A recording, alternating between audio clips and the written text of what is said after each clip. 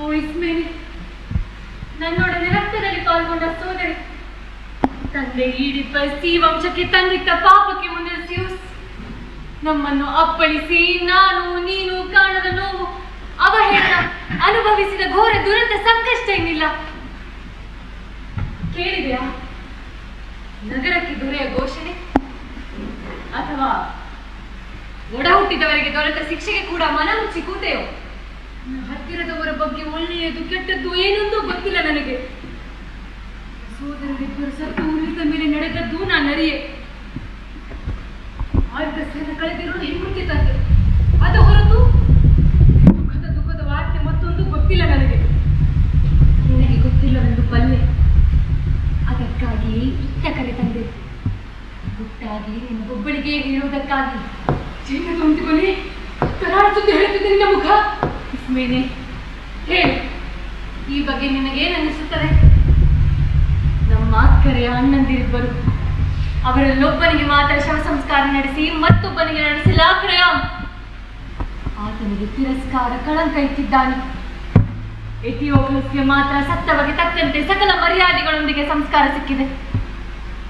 ಆದರೆ ಹಾಗೆ ಸತ್ತ ಪಾಲ್ಲೇಕಸ್ ದೇಹ ದೊರೆಯ ಅಪ್ಪಣೆಯಂತೆ ಮಣ್ಣು ಕೂಡದೆ ಬಯಲಲ್ಲಿ ಬಿದ್ದಿದೆ. ವಿಧಿ ಆಚರಣೆ ಇಲ್ಲ. ಮಾರಿ ಕಣ್ಣಿನ ಹದ್ದುಗಳ ಬಾಯಿಗೆ ದಕ್ಕುವ ಮಾಂಸದ ಮುದ್ದೆ ಆಗಿದೆ ದೇಹ.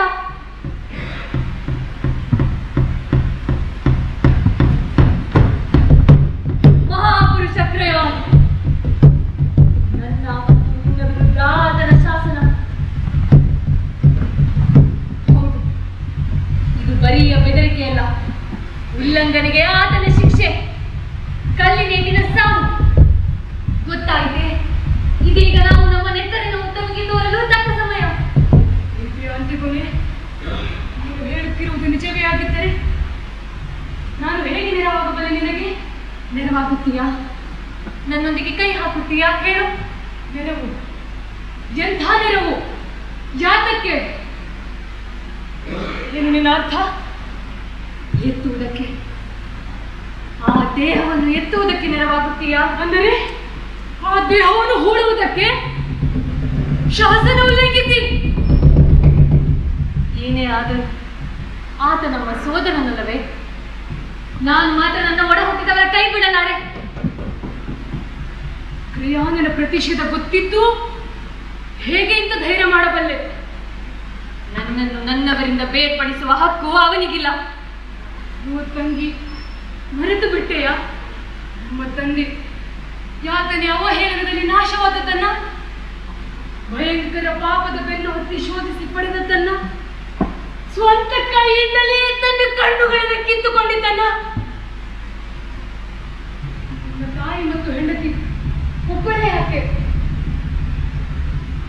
ಅದಕ್ಕೆ ತಾನೇ ನೇತು ಬಿದ್ದಿದ್ದನ್ನ, ಈಗ ಅಣ್ಣಂದಿರಿಬ್ಬರು ಪರಸ್ಪರ ಸಾವನ್ನಪ್ಪಿ ರಕ್ತಕ್ಕೆ ರಕ್ತ ಹರಿಸಿ ಒಂದೇ ದಿನ ಒಂದೇ ರಣರಂಗದಲ್ಲಿ ಕರೆದುಕೊಂಡು ಉರುಳಿದ್ದನ್ನ, ಅವರು ನಾವಿಬ್ಬರೇ ದೊರೆ ಆಜ್ಞೆಯ ಉಲ್ಲಂಘನೆಗೆ ಕಾದಿರುವ ಶಿಕ್ಷೆ ಗೊತ್ತಿಲ್ಲವೇ ನಿನಗೆ? ಯೋಚಿಸುವಂತೆ ಕೊನೆ. ಅಧಿಕಾರದಲ್ಲಿರುವವರು ಬಲಿಷ್ಠರು, ಅವರ ಶಾಸನವನ್ನು ಒಪ್ಪಬೇಕು ನಾವು. ನಾನು ಆಜ್ಞೆಗೆ ಬದ್ಧಳಾದವಳು, ಅದಕ್ಕೆ ಮೀರಿದು ನನ್ನ ಪಾಲಿಗೆ ಹುಚ್ಚುತನ ಇಲ್ಲ. ಹಾಗಾದರೆ ನಿನ್ನ ಸಹಾಯ ನನಗೆ ಬೇಕಿಲ್ಲ. ನಾನು ನನ್ನಣ್ಣನ ದೇಹವನ್ನು ಮಣ್ಣುಗೂಡಿಸುತ್ತೇನೆ. ಅದಕ್ಕಾಗಿ ಸಾಯುವುದಾದರೆ ಎಂತಹ ಅದೃಷ್ಟವಂತೆ ನಾನು. ಪವಿತ್ರ ಪಾಪಕ್ಕಾಗಿ ಪಡೆದ ಶಿಕ್ಷೆ. ನಾನು ತೆರಳುತ್ತೇನೆ ಅಲ್ಲಿಗೆ. ನಿನಗಿಷ್ಟವಾದರೆ ಬದುಕು. ಬದುಕಿದ್ದು ಆ ದೇವರ ಪುಣ್ಯ ಶಾಸನಗಳನ್ನು ಧಿಕ್ಕರಿಸುತ್ತಿಲ್ಲ ನಾನು. ಆದರೆ ಶಾಸನಕ್ಕೆ ಸವಾಲೊಡ್ಡುವಷ್ಟು ಶಕ್ತಿ ನನಗಿಲ್ಲ. ಆ ನೆಪದಲ್ಲಿ ನೀನು ಸುರಕ್ಷಿತವಾಗಿರು. ನಾನು ತೆರಳುತ್ತೇನೆ ಅಲ್ಲಿಗೆ. ನನ್ನಣ್ಣನ ದೇಹವನ್ನು ಮಣ್ಣುಗೂಡಿಸುತ್ತೇನೆ. ಭಯವಾಗುತ್ತಿದೆ ನನಗೆ ಅಂತಿಕೊಳ್ಳಿ. ನನಗಾಗಿ ಹೆದರುವ ಅಗತ್ಯವಿಲ್ಲ. ನಿನ್ನ ಹಿತ ನೀನು ನೋಡಿಕೊ. ಈ ಪಕ್ಷ ಗುಟ್ಟಾಗಿ ಮಾಡು. ನಾನು ಕೂಡ ಗುಟ್ಟು ಕಾಪಾಡುತ್ತೇನೆ. ಎಲ್ಲೆಲ್ಲೂ ಪ್ರಸಿದ್ಧಪಡಿಸು. ಇಡೀ ಜಗತ್ತಿಗೆ ಗೊತ್ತಾಗುವಂತೆ ಇಲ್ಲದಿದ್ದರೆ ನಾನು ನಿನ್ನನ್ನು ದ್ವೇಷಿಸುತ್ತೇನೆ. ವ್ಯರ್ಥ ಪ್ರಯತ್ನ ಮನಸ್ಸು ಮಾಡಬೇಡ ಅಂತ ಕೊನೆ ವ್ಯರ್ಥ. ಅಂತಹ ಮಾತನಾಡುವ ನಿನ್ನ ನಾನೆಷ್ಟು ದ್ವೇಷಿಸುತ್ತೇನೆ. ಮಡಿದ ಆತ ಕೂಡ ನಿನ್ನನ್ನು ತುಚ್ಛವಾಗಿ ಕಾಣುತ್ತಾನೆ. ನನ್ನ ಹುಚ್ಚಿನೊಂದಿಗೆ ನನ್ನನ್ನು ಬಿಟ್ಟು ತೊಲಗು. ಆಗಲೇ ತೀರ್ಮಾನಿಸಿದರೆ ಹೋಗು ನಿನ್ನ ಅವಿವೇಕಕ್ಕೆ. ಆದರೆ ನೆನಪಿಡು, ನಿನ್ನ ಪ್ರಿಯ ಜನರಿಗೆ ಎಂದೂ ಬೇಕಾದವಳು ನೀನು.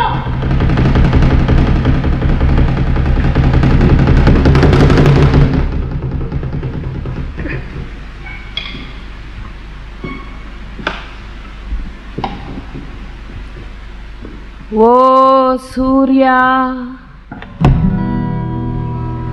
ಸಪ್ತದ್ವಾರಗಳ ನಗರದಲ್ಲೆಂದಿಗೂ ಮೂಡದಂತ ಸೂರ್ಯ,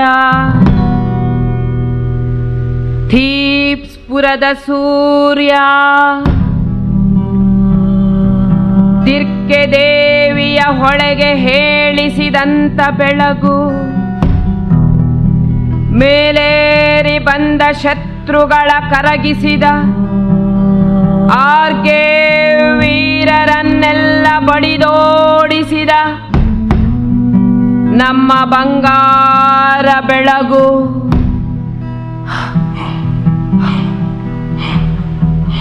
ಪಾಲಿನೈಕ ಸೈನ್ಯ ನಮ್ಮನ್ನು ಬಳಸಿತ್ತು, ಅವನ ಕ್ರೋಧದ ಸದ್ದು ನಮ್ಮನ್ನು ತಾಗಿತ್ತು, ಲಕ್ಷ ಸೈನಿಕರೊಡನೆ ಬಂದಿದ್ದ ನಮ್ಮ ಮೇಲೆ ಬೆಳ್ಳಿ ರಕ್ಕೆಯ ಹರಡಿ ಹಾರು ಪುಕ್ಕವ ತೋರಿ ಚೀರು ಪಕ್ಷಿಯ ಹಾಗೆ ಎರಗಿದ್ದ ನಮ್ಮ ಮೇಲೆ ಸಪ್ತದ್ವಾರದಿಂದ ಆತ ನಗರದೊಳಗೆ ನೋಡಿ ಗೋಪುರಗಳ ನೆತ್ತಿಯಿಂದ ಒಳನುಗ್ಗಲು ಹೊಂಚಿ ಹಸಿದ ಬರ್ಜಿ ನಮ್ಮ ಸುತ್ತ ಬೇಲಿಯಾಗಿ ಕೂಡಿ ಇನ್ನೇನು ರಕ್ತ ಚೆಲ್ಲಬೇಕು, ಮನೆ ಗೋಪುರ ಮಕುಟವನ್ನು ಅಗ್ನಿದೇವ ಮುಕ್ಕಬೇಕು. ಅಷ್ಟರಲ್ಲಿ ರಣಮಾರಿಯ ಸದ್ದ ಕೇಳಿ ಓಡಿದ, ರಣಗರ್ಜನೆ ಕಿವಿಯ ಕಿಡಿಯೆ, ರಣದ ಕಿಡಿದು ಸುತ್ತ ಸಿಡಿಯೆ, ಅಲ್ಲಿ ನಿಲ್ಲದೋಡಿದ, ಅಲ್ಲಿ ನಿಲ್ಲದೋಡಿದ. ಆತನ ಅಹಂಕಾರದಲ್ಲಿ ಚಿನ್ನದಂಬಾರಿಯಲಿ ಚಣಗುಟ್ಟಿದ ಸಜ್ಜಿನಲ್ಲಿ ಉಕ್ಕಿ ಬರುವುದನ್ನು ಕಂಡು, ಮಿಂಚಿ ಹರಿಯುವುದನ್ನು ಕಂಡು, ನಮ್ಮ ಕೋಟೆ ಹತ್ತಿ ಆತ ಗೆಲುವು ಘೋಷಿಸುವುದ ಕಂಡು ಅಗ್ನಿ ಎಬ್ಬಿಸಿದನು. ಆಗ ಹೊಡೆದುರುಳಿಸಿ ಗೆದ್ದನು. ಚಂಡಮಾರುತದಂತೆ ಹೊಡೆದವ ಬಂದ ಕೆಳಗಡೆ ಲಾಕ್ಷಣ, ಬಿದ್ದು ಉರಿಯುವ ಕೊಳ್ಳಿ ಎಂದದಿ ನೆಲಕ್ಕೆ ತನ್ನವರೊಂದಿಗೆ. ನಮ್ಮ ಪೊರೆಯುವ ದೇವ ಹೊಡೆದನು ಕೊಂದು ಬದುಕುವ ಮಂದಿಗೆ. ಏಳು ಬಾಗಿಲಿಗೆ ಏಳು ಪಡೆಗಳು ಹಾಕಿ ಪಡೆಗಳು ಹೊಂಚನು. ದೇವನ ಪಾದ ಕಿಕ್ಕಲು ಕಿತ್ತುಕೊಂಡರು ಕಂಚನು. ಆದರಿಬ್ಬರು ಅಣ್ಣ ತಮ್ಮ ಸೆಣಸಿ ಬಿದ್ದರು ಭೂಮಿಗೆ. ಸೋಲು ಗೆಲುವಿನ ಸೀಮೆ ದಾಟಿ ಹೋದರಿಬ್ಬರು ಸಾವಿಗೆ. ಗೆಲುವು ನಮ್ಮದು, ನಮ್ಮ ಸೂಡಿಗೆ ಸಂಭ್ರಮ. ತುಂಬಿದೆ ಸಂಭ್ರಮ. ಯುದ್ಧ ಮುಗಿದಿದೆ ಈಗ ನೀಡುವ ಕಾಣಿಕೆ. ಮಣಿಯ ದೇವಗೆ ತೆರಳು ದೇವಸ್ಥಾನಕ್ಕೆ. ಇರುಳ ತುಂಬುವ ಬನ್ನಿ ಹಿಟ್ಟಿನ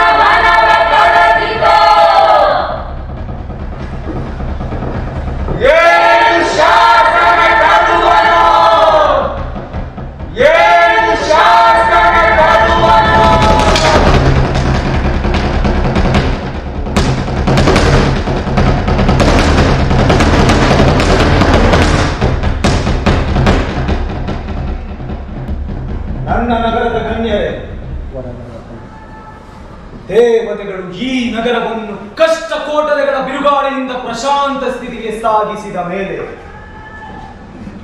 ಈ ನಗರದ ಪ್ರಜೆಗಳಲ್ಲಿ ಪ್ರಾಜ್ಞರಾದ ನಿಮ್ಮನ್ನು, ದೊರೆ ಲಾಯಿಸ್ ಕಾಲದಲ್ಲಿ ನಿಷ್ಠರಾಗಿದ್ದವರನ್ನು, ದೊರೆ ಈಡಿಪಸ್ನ ವಿವೇಕಯುಕ್ತ ಆಡಳಿತಕ್ಕೆ ನೆರವಾಗಿದ್ದವರನ್ನು, ತರುವಾಯು ಆತನ ಮಕ್ಕಳ ಆಳ್ವಿಕೆಯಲ್ಲಿ ಸೇವೆಗೈದವರನ್ನು ಮಂತ್ರಾಲೋಚನೆಗೆ ಕರೆದಿದ್ದೇನೆ.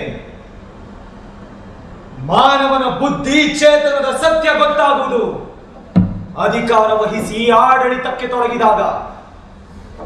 ಆದರೆ ನನ್ನ ಮಟ್ಟಿಗೆ ಮಾತ್ರ ಯಾವ ದೊರೆ ಭಯದಿಂದಾಗಿ ಮತ್ತೊಬ್ಬರ ಸಲಹೆ ಕೇಳದೆ ತೆಪ್ಪಗಿರುತ್ತಾನೋ ಆತ ಹಾಳಾದಂತೆಯೇ, ಅಂತೆಯೇ ನಾಶನಾಗುತ್ತಾನೆ ಮನುಷ್ಯ. ತನ್ನ ದೇಶಕ್ಕಿಂತ ತನ್ನವರ ಹಿತ ಮುಖ್ಯವೆಂದು ನಂಬಿದರೆ ಅಂತವರನ್ನು ನಾನು ಸಹಿಸಲಾರೆ. ಈ ರಾಷ್ಟ್ರವೇ ನಮ್ಮ ಬದುಕು. ಇದು ಸುರಕ್ಷಿತವಾಗಿರುವವರೆಗೆ ಮಾತ್ರ ನಮಗೆ ಸ್ನೇಹಿತರಿರಲು ಸಾಧ್ಯ. ಇದಕ್ಕನುಗುಣವಾಗಿ ಈಡಿಪಸ್ ಪುತ್ರರ ಬಗ್ಗೆ ನಾನೊಂದು ಶಾಸನ ಹೊರಡಿಸಿದ್ದೇನೆ.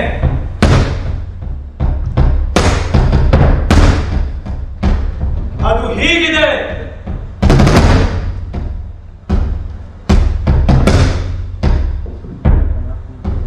ಈ ದೇಶದ ರಕ್ಷಣೆಯಲ್ಲಿ ಧೀರನಾಗಿ ಹೋರಾಡುತ್ತ ಸತ್ತ ಯಥಯೋಗ್ಯಸ್ಗೆ ತಕ್ಕ ಮನ್ನಣೆಯೊಂದಿಗೆ ಸಕಲ ವಿಧಿಯುಕ್ತ ಆಚರಣೆಯೊಂದಿಗೆ ಶವ ಸಂಸ್ಕಾರವಾಗಬೇಕು. ಇನ್ನೊಬ್ಬ ನಿಮಗಾಗ ಯಾರೆಂದು ಗೊತ್ತು? ದೇಶಾಂತರದಿಂದ ದಂಡೆತ್ತಿ ಹಿಂತಿರುಗಿ ತನ್ನ ತಾಯ್ನಾಡು ದೇವರುಗಳನ್ನು ಭಸ್ಮಗೊಳಿಸಲು, ಧ್ವಂಸ ಮಾಡಲು, ತನ್ನವರ ರಕ್ತ ಹೀರಲು, ಗುಲಾಮರನ್ನಾಗಿಸಲು ಹೋರಾಡಿದ ಅವನ ಸೋದರ ಪಾಲಿನೈಕಸ್ಗೆ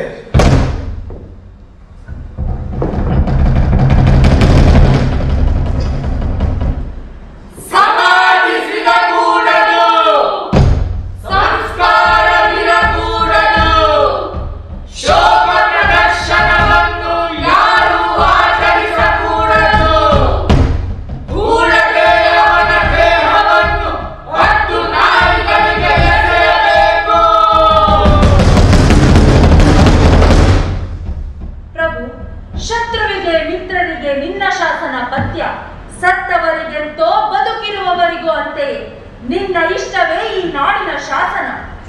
ಹಾಗಾದರೆ ಅದಕ್ಕೆ ಬದ್ಧರಾಗಿ ನಡೆಯಿರಿ, ನಡೆಸಿರಿ. ಹಾಗಾದರೆ ಇದಕ್ಕೆ ತರುಣರನ್ನು ನೇಮಿಸಿದರೆ ಉತ್ತಮ. ಹೆಣವನ್ನು ಕಾಯಲು ಕಾವಲುಗಾರರನ್ನು ಹಾಕಿದ್ದೇನೆ. ಇದರಲ್ಲಿ ನಮ್ಮ ಕರ್ತವ್ಯವೇನು ಪ್ರಭು? ಉಲ್ಲಂಘನೆಯನ್ನು ಸಹಿಸದೇ ಇರುವುದು. ಉಲ್ಲಂಘಿಸಿ ಮರಣ ಬಯಸುವ ಹುಚ್ಚರು ಏನು? ಅದೇ ಶಿಕ್ಷೆ. ಸ್ವಂತ ಲಾಭಕ್ಕಾಗಿ ವಿನಾಶದತ್ತ ಸಾಗುವ ಜನ ಎಂದಿಗೂ ಇರುತ್ತಾರೆ.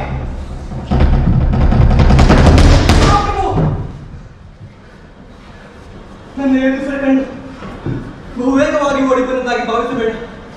ಗಡಿಬಿಡಿಯ ಓಡಲು ಹೀಗಾದದ್ದು.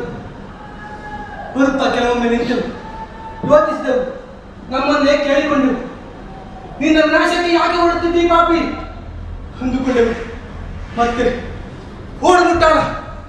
ಈ ಸುದ್ದಿಯನ್ನು ಕ್ರಯಾನ್ ಬೇರೊಬ್ಬರಿಂದ ಕೇಳಿದರೆ ನಿನ್ನ ತಲೆ ಹಾರಿದಂತೆ ಅಂದುಕೊಂಡೆವು. ಅಂತೂ ಇಲ್ಲಿದ್ದೇವೆ. ನಮ್ಮ ಭೈರವರ ನಮ್ಮನ್ನು ಕರೆತಂದಷ್ಟು ಬೇಗ. ಅಯ್ಯೋ ದೇವರೇ, ಹೇಳುವಂತಿ ಆಗಿರುವುದಾದರೂ ಏನು? ಪ್ರಭು, ನಾನನ್ನು ಖಂಡಿತ ಮಾಡಿದನಲ್ಲ, ಮಾಡಿದ್ದ ನೋಡಿದವನು ಅಲ್ಲ. ಇಷ್ಟಕ್ಕೆ ಯಾರೋ ನನ್ನನ್ನು ಶಿಕ್ಷಿಸಲಾರರು. ನೀನು ನಾಜೂಕಿನ ಎಚ್ಚರದಿಂದ ಹೇಳುವುದು ನೋಡಿದರೆ ಸುದ್ದಿ ವಿಲಕ್ಷಣವಾಗಿರಬೇಕು.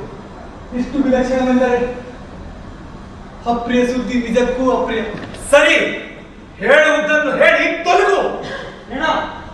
ಅದನ್ನು ಯಾರೋ ಸಮಾಧಿ ಮಾಡಿ ಹೋಗಿದ್ದಾರೆ. ಅದರ ಮೇಲೆ ವಿಧಿಯುಕ್ತ ಸಂಸ್ಕಾರ ರೀತಿಯಲ್ಲಿ ಉಡಿಮಣ್ಣು ಚೆಲ್ಲಿದ್ದಾರೆ. ಏನು? ಅಷ್ಟು ಧೈರ್ಯ ಯಾರಿಗೆ? ಗೊತ್ತಿಲ್ಲ ಪ್ರಭು. ಪಿತಾಸಿಯ ತುಳಿರಲಿಲ್ಲ, ಗುದ್ದಲಿಯ ತುಣುಕಿರಲಿಲ್ಲ, ನೆಲ ಹೊಣಗಿ ಕಲ್ಲಾಗಿತ್ತು, ಗಾಲಿಗಳ ಗುರುತಿರಲಿಲ್ಲ. ಮೊದಲ ಹಂತದ ಕಾವಲುಗಾರರನ್ನು ತೋರಿಸಿದಾಗ ಶಾಂತರಾದರು. ಹೆಣವನ್ನು ಸ್ವಲ್ಪವೇ ಮುಚ್ಚಿತ್ತು. ನಿಜವಾದ ಸಮಾಧಿ ಅಂತಲ್ಲ, ಕರುಣೆಗೊಂಡ ದಾರಿ ಹೋಗ ಮಾಡಿದಂತೆ. ಯಾವೊಂದು ಪ್ರಾಣಿ ನೆಲಕೆದಕ್ಕೆ ಮುಚ್ಚಬಲ್ಲ ನಾಯಿ, ಮತ್ತೊಂದು ಏನೂ ಇರಲಿಲ್ಲ. ನಾವು ಒಬ್ಬರ ಮೇಲೊಬ್ಬರು ತಪ್ಪು ಹೊರಿಸುತ್ತಿದ್ದೆವು, ಕಿತ್ತಾಡಲಿದ್ದೆವು. ಪ್ರತಿಯೊಬ್ಬರು ಕಾಲ ಕಬ್ಬಿಣ ಹಿಡಿದು ದೇವರ ಹೆಸರಿನಲ್ಲಿ ಪ್ರಮಾಣ ಮಾಡಿ ನಾನು ಮಾಡಿಲ್ಲ, ನಾನು ನೋಡಿಲ್ಲ ಎನ್ನಲು ಸಿದ್ಧರಿದ್ದೆವು. ಆಗ ನಮ್ಮಲ್ಲೊಬ್ಬ ನಮ್ಮ ರಕ್ತ ಹೆಪ್ಪುಗಟ್ಟುವಂತಹ ಸೂಚನೆ ಕೊಟ್ಟ. ಇದನ್ನು ತೊರಗೆ ಹೇಳಬೇಕು, ಮುಚ್ಚಿಡಲು ಸಾಧ್ಯವಿಲ್ಲ ಎಂದು ಹೇಳಿದ. ಅದನ್ನು ಒಪ್ಪಿದೆವು. ಯಾರು ಹೋಗಬೇಕೆಂಬುದಕ್ಕೆ ಪಗಡೆ ದಾಳ ಹಾಕಿದೆವು. ನಮ್ಮನ್ನು ಅದೃಷ್ಟ ಹರಿಸಿತು. ಇಷ್ಟಾಗಿ ಬಂದಿದ್ದೇವೆ ಪ್ರಭು. ಪ್ರಭು, ನನಗೆ ಮೊದಲಿನಿಂದ ಸಂಶಯವಿತ್ತು, ಇದರಲ್ಲಿ ಆ ಪರಮಾತ್ಮನ ಕೈವಾಡವಿದ್ದಿತ್ತೆಂದು. ಸಾಕು, ನಿಲ್ಲಿಸು. ನನ್ನ ಕೆರಳಿಸಬೇಡ ಮುದಿಯ. ನೀನು ಮೂರ್ಖ ಮುದುಕನಂತೆ ಬೇಡ. ದೇವತೆಗಳು ಈ ಕೊಳೆತ ಮಾಂಸದ ಬಗ್ಗೆ ಚಿಂತಿಸುವರೆಂಬ ದೈವ ಭ್ರಷ್ಟ ಮಾತನ್ನಾಡಬೇಡ. ಅವನು ಅವರಿಗೆ ಗೊತ್ತಿಲ್ಲವೇ? ದೇವಾಲಯಗಳ ಕೆಳಗಲು, ಪುಣ್ಯ ಸ್ಥಳಗಳ ಉರುಳಿಸಲು, ಅವರ ಭೂಮಿ ಧರ್ಮಗಳನ್ನೆಲ್ಲ ಧ್ವಂಸ ಮಾಡಲು ಬಂದವರ ಸಂಸ್ಕಾರ ಅವರಿಗೆ ಬೇಕೆಂದು ನಿನಗನಿಸುತ್ತದೆಯೇ?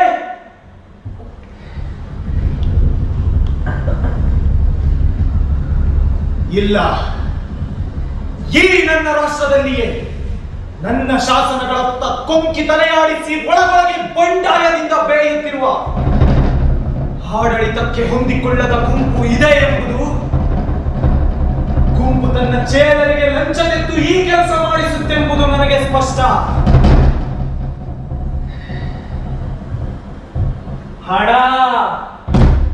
ಹಣಕ್ಕಿಂತ ದೊಡ್ಡ ಶಾಪ ಮನುಷ್ಯರಿಗಿಲ್ಲ. ಆದರೆ ಆ ಎಲ್ಲಕ್ಕೆ ಈ ಗುಂಪು ಬೆಲೆ ತರಬೇಕಾಗುತ್ತದೆ. ನಿನಗೆ ಹೇಳುತ್ತಿದ್ದೇನೆ, ಈ ಕೃತ್ಯಕ್ಕೆ ಕಾರಣನಾದವನನ್ನು ನೀನು ನನ್ನೆದುರು ತಂದು ನಿಲ್ಲಿಸಬೇಕು. ಇಲ್ಲದಿದ್ದರೆ ನಿನಗೆ ಕೇವಲ ಮರಣವಲ್ಲ, ಸತ್ಯ ಹೇಳುವ ತನಕ ನಿನ್ನನ್ನು ಕೊಚ್ಚಿ ಹಾಕುತ್ತೇನೆ. ಇನ್ನೊಂದು ಮಾತು ಹೇಳಬೇಕು ಅಥವಾ ಹೊರಟು ಸಾಕು. ನಿನ್ನ ಪ್ರತಿಯೊಂದು ಮಾತು ನನ್ನನ್ನು ಚುಚ್ಚುತ್ತಿರುವುದು ನಿನಗೆ ತಿಳಿಯುತ್ತಿಲ್ಲವೇ? ಚುಚ್ಚುತ್ತಿರುವುದು ಕಿವಿಯಲ್ಲೋ ಮನಸ್ಸಿನಾಳದಲ್ಲೋ ಪ್ರಭು? ನನ್ನ ಮನಸ್ಸನ್ನು ವಿಶ್ಲೇಷಿಸಲು ನೀನ್ಯಾರು? ನಾನು ನೋಯಿಸುತ್ತಿರುವುದು ಕಿವಿಗಳನ್ನು ಪ್ರಭು. ಮನಸ್ಸು ನೋಯಿಸುತ್ತಿರುವವನು ತಪ್ಪು ಮಾಡಿದಾತ. ನೀನೊಬ್ಬ ಹುಟ್ಟು ಕಾಡ ಹರಟೆ. ಆದರೆ ನಾನು ತಪ್ಪು ಮಾಡಿದವನಲ್ಲ. ಅಲ್ಲ, ಆದರೆ ಹಣಕ್ಕೆ ಆತ್ಮವನ್ನೇ ಮಾಡಿಕೊಂಡೆ. ಅಯ್ಯೋ, ಯೋಚಿಸಬಲ್ಲ ಮನುಷ್ಯನೊಬ್ಬ ಇಷ್ಟು ತಪ್ಪಾಗಿ ಯೋಚಿಸುವುದೆಂದರೆ ಮನಸ್ಸಿಗೆ ಬಂದಂತೆ ಅಂದುಕೋ. ತಪ್ಪು ಮಾಡಿದವನನ್ನು ಹಿಡಿದುಕೊಳ್ಳದಿದ್ದರೆ ನೀನಿದನ್ನು ಕಲಿಯುತ್ತಿ. ಭ್ರಷ್ಟ ಸಂಪಾದನೆ ಎಂದೂ ಒಳ್ಳೆಯದು ಮಾಡುವುದಿಲ್ಲ.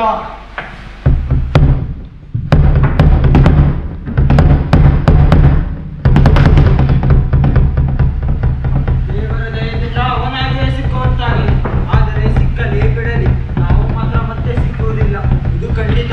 ಸಾವಿನ ದವಡೆಯಿಂದ ಒಮ್ಮೆ ಹೊರಬಿದ್ದಿದ್ದೇವೆ, ನಮ್ಮ ಅದೃಷ್ಟಕ್ಕೆ ಋಣಿಯಾಗಿ ಬದುಕುತ್ತೇವೆ. ನಡೆ ಹೋಗೋಣ.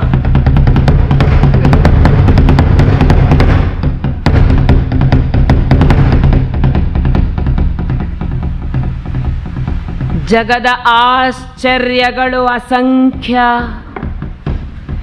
ಎಲ್ಲದಕ್ಕೂ ಶ್ರೇಷ್ಠ ಈ ಮಾನವ. ಸಾಗರವ ಹೋಗುವ, ಹೋರಾಡಿ ಪಳಗಿಸುವ, ಬಿರುಗಾಳಿ ಎದೆಯಲ್ಲಿ ಹೊಡೆದಾಡುವ, ಅದರೆಲ್ಲ ತುಂಟಾಟ ತಿಮಿರನ್ನು ಹತ್ತಿಕ್ಕಿ ಗೆದ್ದು ನಿಲ್ಲುವ ಧೀರ ಈ ಮಾನವ. ಮುಪ್ಪು ಸಾವರಿಯದಿಹ ಭೂಮಿಯನ್ನುತ್ತು, ಪಳಗಿಸಿದ ನವಳನ್ನು ಮಾಡಿ ಫಲವತ್ತು. ದೇವದೇವನ ತಾಯಿಗಿಕ್ಕುವನು ಬಿತ್ತ, ಫಸಲ ಬೆಳೆಸುವ ನೀತ ಬೆವರ ಸುರಿಸುತ್ತ. ಜೀವಕೋಟಿಗೆ ಇವನೇ ಅಧಿಪತಿ, ದಣಿಯು ಮುಗಿಲಿನ ಹಕ್ಕಿಗೆ ಚಾಚುವನು ತನ್ನುದ್ದ ತೋಳನು. ಭೂಮಿ ನೀರಿನ ಹಕ್ಕಿಗೆ ಎಲ್ಲ ಪಶು ಪಕ್ಷಿಗಳ ಸೆಳೆದೀತ ಪಡೆವನು ತೆಕ್ಕೆಗೆ.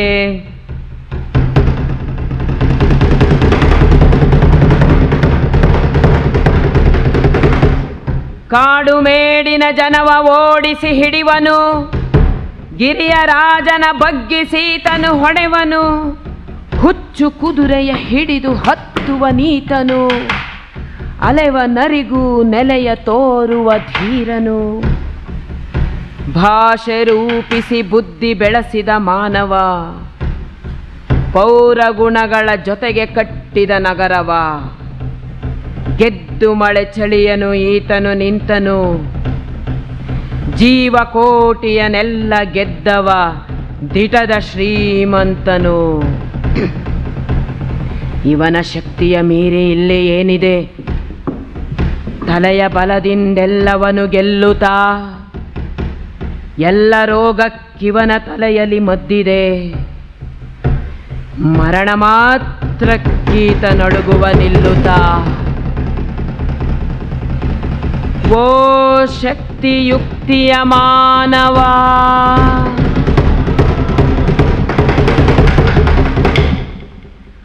ಒಳಿತು ಎಂತೋ ಅಂತೆ ಕೆಡುಕಿಗೆ ಬಲವಿದೆ.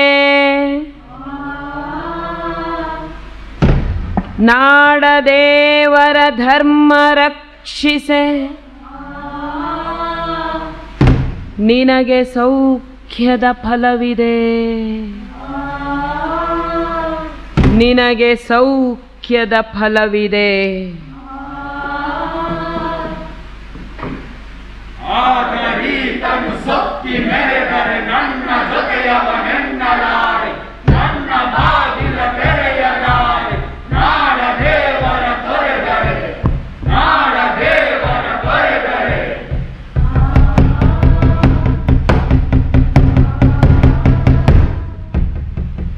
ಓ ದೇವರೇ, ಇದು ವಿಚಿತ್ರ, ಇದು ವಿಚಿತ್ರ. ಇರಲಾರದಲ್ಲವೇ, ಇರಲಾರದು. ಹತಭಾಗ್ಯ ತರುಣಿ ಈಡಿಪಸ್ತುವರಿ ಕರೆದು ತರುತ್ತಿದ್ದಾರೆ ಅಂತಿಗೊನೆಯನ್ನ, ದೊರೆಯ ಆಜ್ಞೆಯನ್ನು ಮುರಿದ ಕೋರಿಯನ್ನ.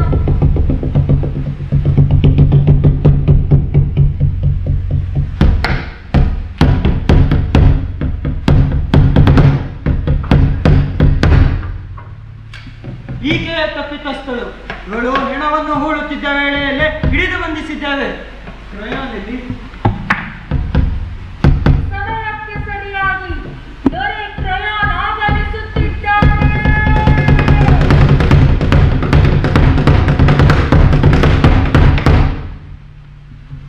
ಏನಿದೆ? ನಾನು ನೋಡುತ್ತಿರುವುದೇನನ್ನು? ಮಹಾಪ್ರಭು, ಪ್ರಾಣ ತೆಗೆಯುವುದಾಗಿ ಬೆದರಿಸಿದ ನಿನ್ನನ್ನು ನೋಡುವುದಿಲ್ಲವೆಂದು ನಾವು ಪ್ರತಿಜ್ಞೆ ಮಾಡಿದ್ದೆವು. ನಿನ್ನ ಬೈಗುಳಕ್ಕೆ ಗಡಗಡ ನಡುಗಿದ್ದೆವು. ಆದರೆ ಅನಿರೀಕ್ಷಿತ ಸಂತೋಷಕ್ಕೆ ಸಮನಾದ್ಯ ಯಾವುದಿದೆ? ನಮ್ಮ ಪ್ರತಿಜ್ಞೆಯನ್ನು ಒತ್ತಟ್ಟಿಗಿಟ್ಟು ಬಂದಿದ್ದೇವೆ. ಈ ಮಹಿಳೆಯನ್ನು ಕರೆತಂದಿದ್ದೇವೆ. ಸಮಾಧಿ ಸರಿಪಡಿಸುತ್ತಿದ್ದ ಈಕೆ ಸಿಕ್ಕಿಬಿದ್ದಿದ್ದಾಳೆ. ಕರೆತರಲು ನಾವು ಪಗಡೆದಾಳ ಹಾಕಲಿಲ್ಲ. ನಾವೇ ಇವಳನ್ನು ಹಿಡಿದದ್ದು. ಇವಳನ್ನು ಒಪ್ಪಿಸಿಕೊ, ವಿಚಾರಿಸು, ಶಿಕ್ಷಿಸು. ಈಕೆಯಲ್ಲಿ ಸಿಕ್ಕಳು. ಎಲ್ಲಿಂದ ಕರೆತಂದಿರಿ? ಈಕೆ ಖುದ್ದು ತಾನೇ ಹೆಣ ಹೂಳುತ್ತಿದ್ದಳು. ಇದು ಸತ್ಯ. ನೀನು ಹೇಳುತ್ತಿರುವುದೇನೆಂದು ನಿನಗೆ ಗೊತ್ತೇ? ನೀನು ಸೊತ್ತಿಗೆದ್ದಿದ್ದ ಹೆಣ ಹುಡುಕುವುದನ್ನು ಕಣ್ಣಾರೆ ಕಂಡಿದ್ದೇವೆ ಪ್ರಭು. ನಮ್ಮ ಮಾತು ಸ್ಪಷ್ಟವಿಲ್ಲವೇ? ಹೇಗೆ? ಹೆಣ ಹೂಡುವ ಕೃತ್ಯದಲ್ಲಿಯೇ ಹೇಗೆ ಬಂಧಿಸಿದೆ? ನಡೆದದ್ದು ಹೀಗೆ ಪ್ರಭು. ನಿನ್ನ ಬೆದರಿಕೆ ನಮ್ಮ ಕಿವಿಯಲ್ಲಿ ಇನ್ನೂ ಮೊಳಗುತ್ತಿತ್ತು. ನಾವು ಆ ಜಾಗಕ್ಕೆ ಹಿಂದಿರುಗಿ ಹೆಣದ ಮೇಲಿನ ಮಣ್ಣನ್ನೆಲ್ಲ ತೆಗೆದು ಬತ್ತಲೆ ಹೆಣ ಬಿಟ್ಟೆವು. ವಾಸನೆ ತಡೆಯಲಾರದೆ ಆದಷ್ಟು ದೂರ ಹೋಗಿ ಗಾಳಿಯ ದಿಕ್ಕು ಬದಲಿಸಿ ಬೆಟ್ಟದ ಮೇಲೆ ಕಾವಲು ಕೂತೆವು. ಆಗ ಇದ್ದಕ್ಕಿದ್ದಂತೆ ಸ್ವರ್ಗದ ಬೇನೆ ಭೂಮಿಗಿಳಿದಂತೆ ಸುಂಟರ ಗಾಳಿ ಎದ್ದು ಧೂಳು ಮುಗಿಲನ್ನು ತುಂಬಿ ಮರದಳಗಳ ಕಿತ್ತು ತೂರಿ ನಮ್ಮ ಕಣ್ಣು ಕಾಣದಾದವು. ಅದು ಕೊನೆಗೆ ನಿಂತಾಗ ಮರಿಯ ಕಾಣದ ಕುಪಿತ ಹಕ್ಕಿಯ ಹಾಗೆ ಚೀರುತ್ತಿದ್ದ ಹುಡುಗಿಯೊಬ್ಬಳು ಕಂಡಳು. ಹೆಣದ ಬತ್ತಲೆ ಕಂಡು ಚೀರಿ ಶಪಿಸಿ ಅಳುತ್ತಿದ್ದಳು ಆಕೆ. ಕಂಡೊಡನೆ ನಾವು ಬೆಟ್ಟದಿಂದ ಓಡಿ ಬಂದು ಹೇಳಿದೆವು. ಅವಳು ಎದರಲಿಲ್ಲ. ಇಂದಿನ 2 ಸಲದ ತಪ್ಪು ಹೊರಿಸಿದೆವು. ಅವಳು ಒಪ್ಪಿಕೊಂಡಳು ಪ್ರಭು. ನೀನು ತಲೆ ತಗ್ಗಿಸಿ ನಿಂತಿರುವ ನೀನು ಈ ಕೃತ್ಯ ಮಾಡಿದ್ದಾಗಿ ಒಪ್ಪಿಕೊಳ್ಳುತ್ತೀಯೋ ನಿರಾಕರಿಸುತ್ತೀಯೋ? ಒಪ್ಪಿಕೊಳ್ಳುತ್ತೇನೆ, ಏನನ್ನೂ ನಿರಾಕರಿಸುವುದಿಲ್ಲ. ನೀವು ಹೊರಡಿ, ಎಲ್ಲದರಿಂದ ಮುಕ್ತ ಹೊಂದಿದ್ದೀರಿ.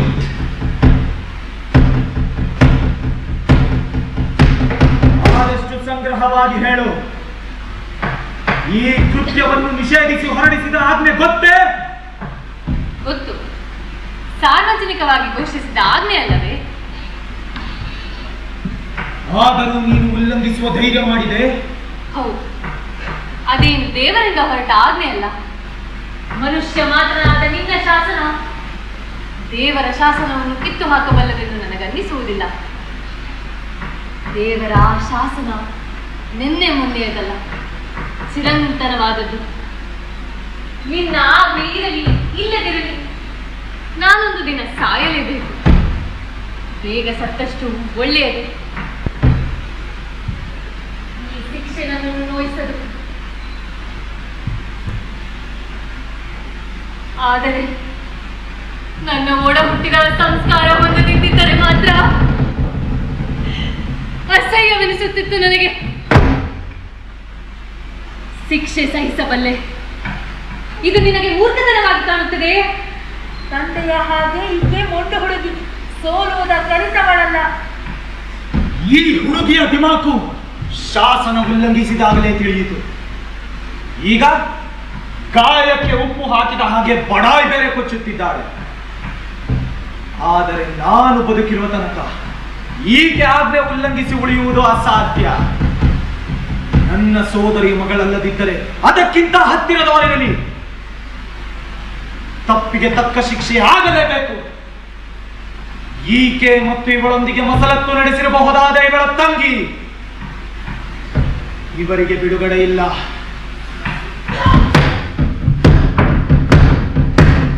ಆಕೆಯನ್ನು ಕರೆತನ್ನಿ. ಈಗ ತಾನೇ ಒಳಗಿದ್ದಳು. ನಾನು ನೋಡಿದಾಗ ಮನಸ್ಸಿನ ತೊಳಲಾಟದಲ್ಲಿದ್ದಳು. ಕರಾಳ ಕೃತ್ಯಕ್ಕೆ ಮುನ್ನವೇ ಕೆಲವೊಮ್ಮೆ ಮುಖ ಎಲ್ಲವನ್ನೂ ಬಿಚ್ಚಿಡುತ್ತದೆ. ನನ್ನನ್ನು ಬಂಧಿಸಿದ್ದಿ, ಕೊಲ್ಲುವುದಕ್ಕಿಂತ ಹೆಚ್ಚೇನು ನೀನು ಮಾಡಬಲ್ಲೆ? ಹೆಚ್ಚೇನಲ್ಲ, ಅದನ್ನು ಮಾಡಿದರೆ ಎಲ್ಲ ಮಾಡಿದಂತೆ. ಅದಕ್ಕೇಕೆ ತಡ? ನಾನು ನನ್ನಣ್ಣನ ದೇಹವನ್ನು ಮಣ್ಣುಗೂಡಿಸಿದ್ದೇನೆ.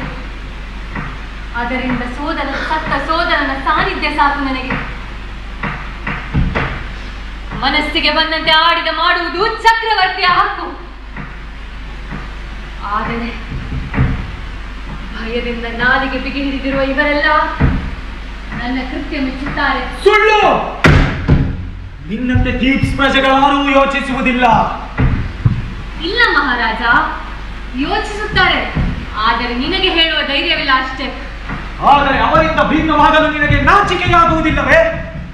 ಒಡ ಹುಟ್ಟಿದವರನ್ನು ಗೌರವಿಸುವುದು ನಾಚಿಕೆಯ ವಿಷಯವಲ್ಲ.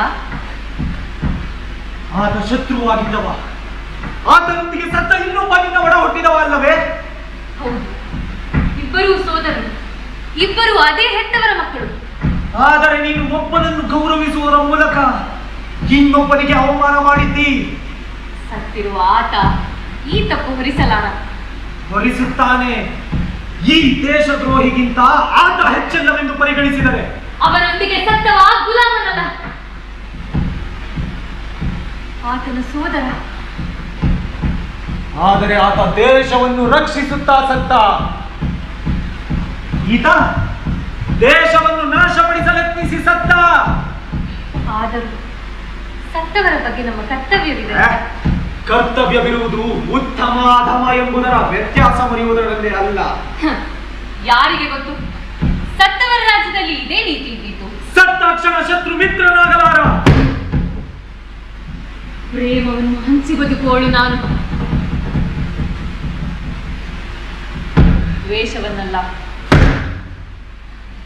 ಹೋಗು, ಸತ್ತವರೊಂದಿಗೆ ಸಾವನ್ನು ಹಂಚಿಕೋ. ನಾನಿರುವವರೆಗೆ ನನ್ನ ರಾಜ್ಯದಲ್ಲಿ ಹೆಂಗಸರ ರಾಜ್ಯಭಾರಕ್ಕೆ ಅವಕಾಶವಿಲ್ಲ. ಅಗೋ ಇಸ್ಮೇಲೆ ಒಡ ಹುಟ್ಟಿದ ಆಕೆಯ ಶೋಕದಲ್ಲಿ ಹಣೆ ಕಪ್ಪಿಟ್ಟಿದೆ.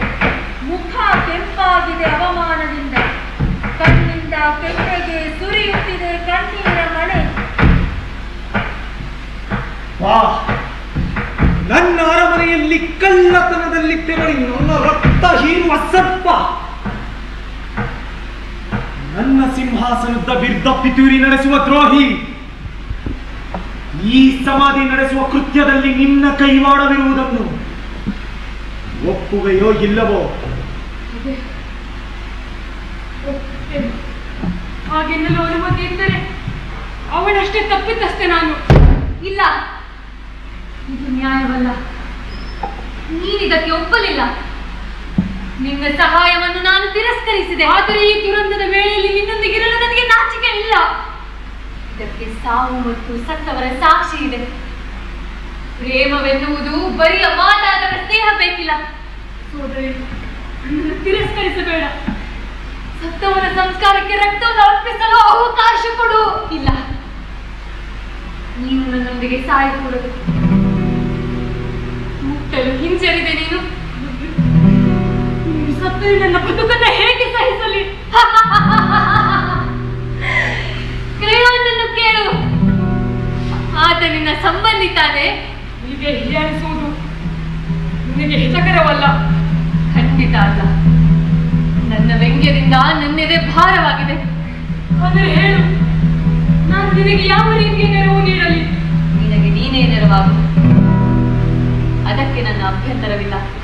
ನಿರ್ಭಾಗ್ಯ ಸೋದರಿ, ನಿನ್ನೊಂದಿಗೆ ಸಾಯುವುದಕ್ಕೂ ನನಗೆ ಅವಕಾಶ ಮಾಡಿಕೊಡಲಾರೆಯಾ? ಇಲ್ಲ, ನೀನು ಆರಿಸಿಕೊಂಡದ್ದು ಬದುಕು. ನನ್ನದು ಸಾವು. ನಾವಿಬ್ಬರು ತಪ್ಪಿತಸ್ಥರು.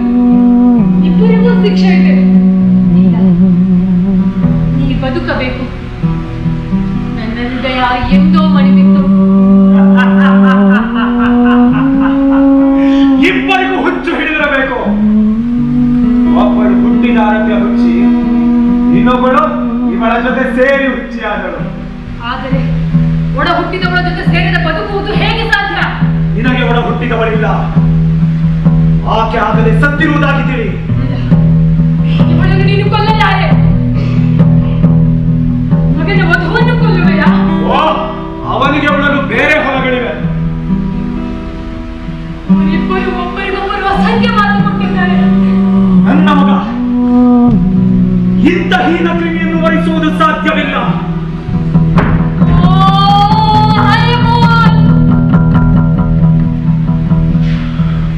ನಿನ್ನ ತಂದೆ ನಿನಗೆ ದ್ರೋಹ ಬಗೆಯುವುದೆಂದರೆ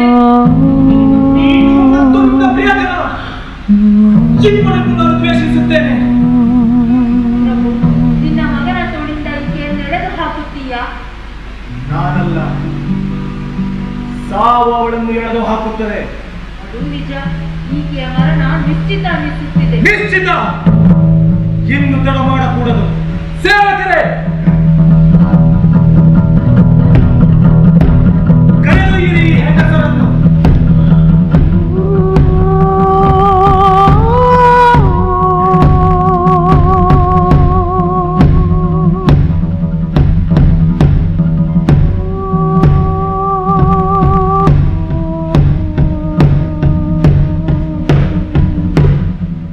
ಪಾಪದ ಕಹಿಯ ಅರಿಯದವ ಅದೃಷ್ಟವಂತ. ಅರಿತವನು ವಿಧಿಯ ಕೋಪಕ್ಕೆ ತುತ್ತು. ನಡುರಾತ್ರಿ ಕಡಲಾಳದಲ್ಲಿ ಬಿರುಗಾಳಿಯಲೆ ಎದ್ದು ತ್ರೇಸಿಯದ ಸುಳಿ ಗಾಳಿಯದನ ಹೊತ್ತು ಒಬ್ಬ ಮಾಡಿದ ಕೆಲಸ ವಂಶದೆಲ್ಲರನ್ನು ಒಳಗೊಂಡು ಸರ್ವರು ಸಾಯುವರು ಬೆಲೆಯ ತೆತ್ತು.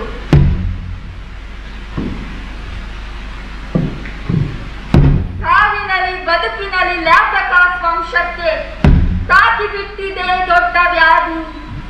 ತಲೆಮಾರು ತಲೆಮಾರು ಹಾರುತ್ತ ವಿಧಿಯ ಹಗೆ, ಎಲ್ಲರೂ ಹಿಡಿದದ್ದೇ ಒಂದೇ ಹಾದಿ.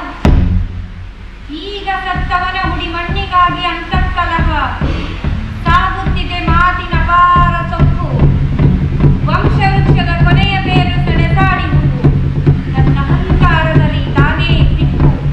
ಯಾವ ವ್ಯಕ್ತಿಯ ಇಚ್ಛೆ ಸಮ ಓ ದೇವ ನಿನ್ನಯ ನಿಯಮಕ್ಕೆ. ನಿದ್ರೆ ಸಾವಿನ ಕಾಲ ಮುಪ್ಪಿನ ಗೆರೆಯ ದಾಟಿಹ ನಿಯಮಕ್ಕೆ. ನಿನ್ನೆ ನಾಳೆಯ ಇಂದು ಈ ಕ್ಷಣ ಸರ್ವವ್ಯಾಪಿಯ ದೇವನೇ. ಬದುಕಿ ಸಾಯುವ ನರಳಿ ನೋಯುವ ನಾವು ಬದ್ಧರು ದೇವನೇ. ಅಲೆ ಮಾಡಿ ತೋಳಿತ ಆದರಷ್ಟೋ ಬಾರಿ ಪಾಪಕ್ಕೆ ಸೆಳೆತ ವಿಧಿಯು ಹಿಂಗಡೆಯಿಂದ ತಿರಿಯುವುದೋ ಕಾಣು ಆಗ ಬೆಂಕಿಗೆ ಬಿದ್ದು ಬೇಯುವವ ನೀನು ಆದ್ದರಿಂದಲೇ ಹಿರಿಯರೆಂದದ್ದು ತಿಳಿಯೋ ಪಾಪಕ್ಕೆ ಕೆಲವೊಮ್ಮೆ ಪುಣ್ಯಕ್ಕಿಹ ಕಳೆಯೋ ಕೊಚ್ಚುವುದು ನಿನ್ನನ್ನು ಯಾತನೆಯ ಹೊಳೆಯೋ ಅಗೋ ಬರುತ್ತಿದ್ದಾನೆ ಹಯಮೋ ನಿನ್ನ ಎಳೆಯ ಪುತ್ರ ತನ್ನ ಮದುಮಗಳ ಗತಿಗೆ ನೊಂದಿರಬೇಕು ನಮ್ಮ ರಾಜಪುತ್ರ ಇಷ್ಟರಲ್ಲೇ ಗೊತ್ತಾಗುತ್ತದೆ. ಅದನ್ನು ತಿಳಿಯಲು ದಾರ್ಶನಿಕ ಬೇಕಾಗಿಲ್ಲ.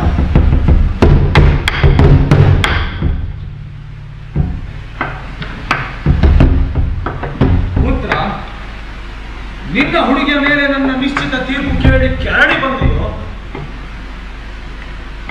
ಅಥವಾ ಎಲ್ಲದ ಮೀರಿಯೂ ನನ್ನ ಅಕ್ಕರೆಯ ಪುತ್ರನಾಗಿಯೇ ಉಳಿದಿದ್ದೀಯೋ? ತಂದೆ, ನಾನಿನ್ನ ಪ್ರೀತಿಯ ಮಗ. ನೀನು ನಿನ್ನ ಅರಿವಿನಿಂದ ನನ್ನ ತಿದ್ದುವ ತಂದೆ.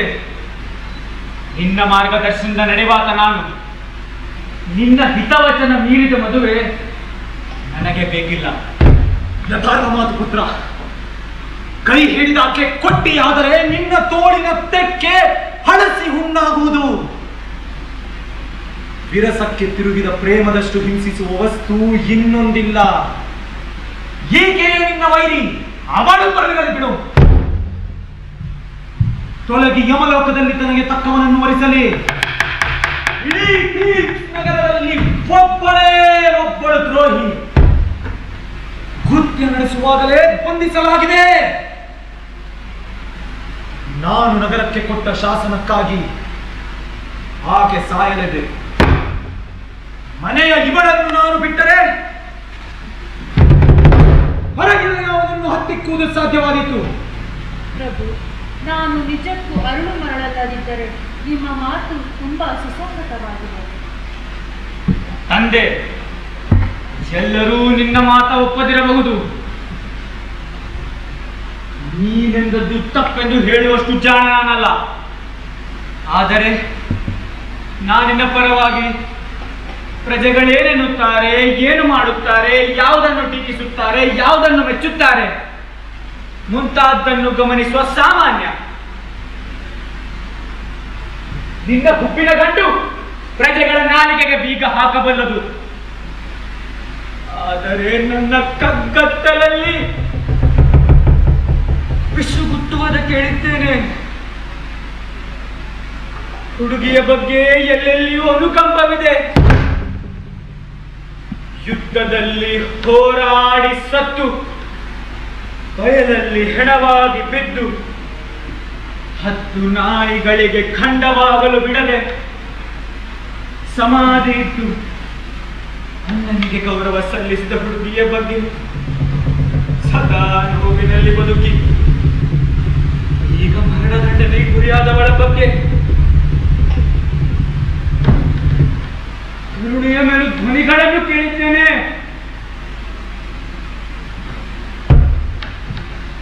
ಇದರಿಂದ ಆಕೆ ಸ್ವರ್ಣ ಕಿರೀಟ ಗೆದ್ದಳಲ್ಲವೇ ಎಂಬುದು ಪ್ರಜೆಗಳ ಮಾತು. ತನಗನ್ನಿಸುವುದು ಮಾತ್ರ ಸರಿ. ತನ್ನ ಮಾತು ತೀರ್ಮಾನ ಬಿಟ್ಟರೆ ಇನ್ನಿಲ್ಲವೆಂದು ತಿಳಿದಾತ ಒಳ್ಳು ಚೇತನವ. ಆದರೆ ವಿವೇಕಿ ತನ್ನ ತಪ್ಪು ಒಪ್ಪುತ್ತಾನೆ, ತಲೆಬಾಗಿ ಕಲೆತು ಘನತೆ ಉಳಿಸಿಕೊಳ್ಳುತ್ತಾನೆ. ಅದರಿಂದ ತಂದೆ ಕೋಪ ತಡೆದುಕೋ. ಆತನ ಮಾತನ್ನು ಕೇಳಬೇಕು ಪ್ರಭು. ಚೆನ್ನಾಗಿ ಆಡಿದ್ದಾನೆ.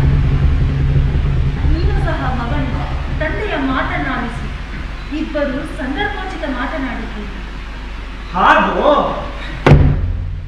ಈ ನನ್ನ ಮುದಿ ವಯಸ್ಸಿನಲ್ಲಿ ಈ ಹುಡುಗನಿಂದ ಪಾಠ ಕಲಿಯಬೇಕು? ವಯಸ್ಸಿನ ಪ್ರಶ್ನೆ ಅಲ್ಲ, ಸರಿ ತಪ್ಪಿನ ಪ್ರಶ್ನೆ. ಹಾಗಾದರೆ ನೀನು ಈ ಶಾಸನ ಉಲ್ಲಂಘನೆ ಸರಿ ಎನ್ನುತ್ತಿ? ಇಲ್ಲ, ಅಪರಾಧವಾಗಿದ್ದರೆ ಮಾತ್ರ. ಈ ಹೆಂಗಸಿನ ಕೃತ್ಯ ಅಪರಾಧವಲ್ಲ. ಈ ಪ್ರಜೆಗಳಿಗಾಗಿ ಎನ್ನಿಸುವುದಿಲ್ಲ.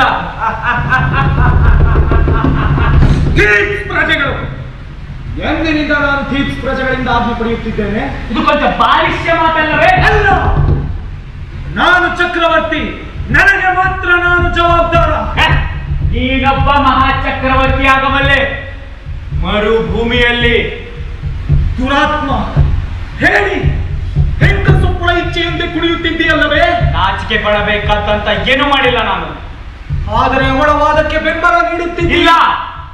ನನ್ನ ಬೆಂಬಲ ನಿನ್ನದಕ್ಕೆ, ನನ್ನದಕ್ಕೆ, ಯಮನ ಧರ್ಮಕ್ಕೆ. ಪರಲೋಕದಿಂದ ಆಚೆಗೆ ನಿಮ್ಮ ಲಗ್ನ ಸಾಧ್ಯವಿಲ್ಲ. ಸಾಯುವುದಾದರೆ ಅವಳೊಬ್ಬಳೇ ಸಾಯುವುದಿಲ್ಲ. ನನಗೆ ಬೆದರಿಕೆ ಹಾಕುತ್ತೀಯ ಮೂರ್ಖ. ಕಿಡಿಗೇಡಿತನದ ವಿರುದ್ಧ ಮಾತನಾಡುವುದು ಬೆದರಿಕೆ. ಕಿಡಿಗೇಡಿತನ ಯಾವುದೆಂಬುದನ್ನು ನೀನು ಬೆಳೆದೆಂದು ಕಲಿಯುತ್ತೀ. ಹಾಗಾದರೆ ನಿನ್ನದೇ ಕೊನೆಯ ಮಾತು. ಹೌದು, ಅಷ್ಟೇ ಅಲ್ಲ, ಸ್ವರ್ಗದೆಲ್ಲ ದೇವತೆಗಳ ಹೆಸರಿನಲ್ಲಿ ಹೇಳುತ್ತೇನೆ, ನೀನು ನಿನ್ನ ಅಹಂಕಾರಕ್ಕಾಗಿ ಪರಿತಪಿಸುವಂತೆ ಮಾಡುತ್ತೇನೆ. ಆ ರಾಕ್ಷಸಿಯನ್ನು ಎಳೆದು ತನ್ನಿ. ಇಲ್ಲೇ ಈಗಲೇ ಅವಳ ಈ ಮರಣೆದುರಲ್ಲೇ ಸಾಯಲಿ.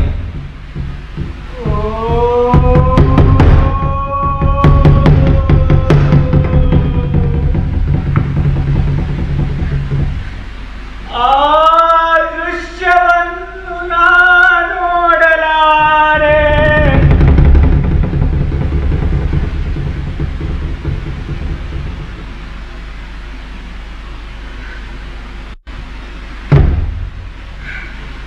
ಮತ್ತೆ ಇವತ್ತಿನಿಂದ ನೀನು ನನ್ನನ್ನು ನೋಡಲಾರೆ.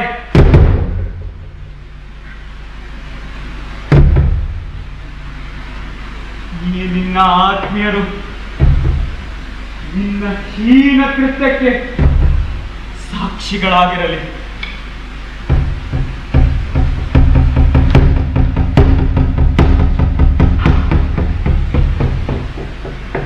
ಆತ ಹೊರಟು ಹೋದ ಪ್ರಭು. ಹರೆಯದ ಕ್ರೋಧ ಏನು ಮಾಡಿತೆಂದು ಹೇಳಲಾಗುವುದಿಲ್ಲ. ಹೋಗಲಿ, ಏನಾದರೂ ಮಾಡಿಕೊಳ್ಳಲಿ, ಆದರೆ ಆ ಹುಡುಗಿಯನ್ನು ಮಾತ್ರ ನಾವು ಉಳಿಸಲಾರೆ. ಇವರಿಬ್ಬರನ್ನು ಕೊನೆಗೊಳಿಸುತ್ತೀಯಾ? ಇಲ್ಲ, ಇದನ್ನು ಮಾಡದ ಇನ್ನೊಬ್ಬಾಕೆಯನ್ನಲ್ಲ. ಅವಳಿಗೆ ಯಾವ ಬಗೆಯ ಶಿಕ್ಷೆ? ಅವಳನ್ನು ಮರಳುಗಾಡಿಗೆ ಕರೆದೊಯ್ಯುತ್ತೇನೆ. ನೆಪಕ್ಕೆ ಇಷ್ಟಿಷ್ಟೇ ಅನ್ನ ಹಾಕಿ ನಗರಕ್ಕೆ ಸಾವಿನ ಶಾಪ ಕೂಡ ತಟ್ಟದಂತೆ ಅವಳು ಮರಣ ದೇವತೆಯನ್ನು ಪ್ರಾರ್ಥಿಸುತ್ತಾ ಸಾಯುವಂತೆ ಮಾಡುತ್ತೇನೆ. ಅವಳು ಬೇಕಾದರೆ ಅವಳನ್ನು ಸಾವಿನ ದವಣೆಯಿಂದ ಅಟ್ಟಲಿ, ಸತ್ತವಗೆ ಸನ್ಮಾನ ಮಾಡಿದ್ದರ ಫಲ ಕಂಡುಕೊಳ್ಳಲಿ.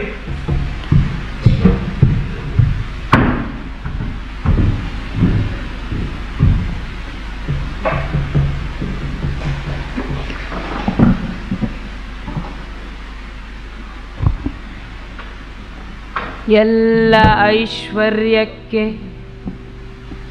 ಶೋಭೆ ನೀಡುವ ಪ್ರೇಮ,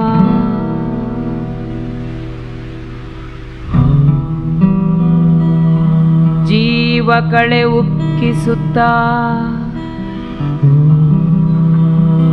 ಚೆಲುವೆ ಕೆನ್ನೆಯ ಮೇಲೆ ರಾತ್ರಿಯುದ್ದಕ್ಕೂ ಚೆಲ್ಲಾಟ ಸಾಗಿಸುತ್ತಾ ಸಾಗರದ ಅಲೆಯಲ್ಲಿ ಗಿರಿಯ ನೆತ್ತಿಗಳಲ್ಲಿ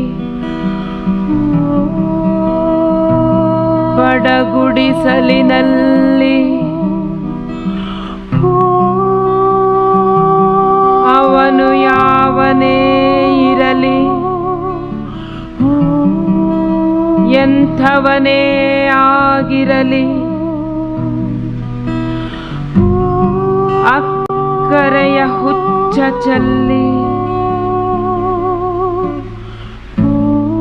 ಓ ಪ್ರೇಮ ಮಾನವನ ತಿಳಿವನ್ನು ಮುಚ್ಚಿ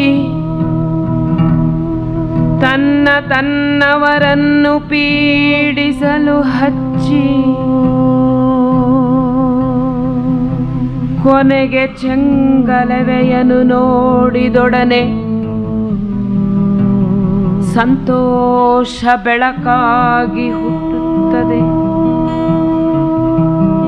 ಧರ್ಮ ಆ ಕ್ಷಣದಲ್ಲಿ ಹುಟ್ಟುತ್ತದೆ. ಆಪ್ರೋದಿತೆಯ ನಗೆಯಲ್ಲೆಲ್ಲೂ ಹರಿದಾಡಿ ಮಾನವನ ಸೋಲುಗಳು ಮುಚ್ಚುತ್ತವೆ, ಮಾನವನ ಸೋಲುಗಳು ಮುಚ್ಚುತ್ತವೆ.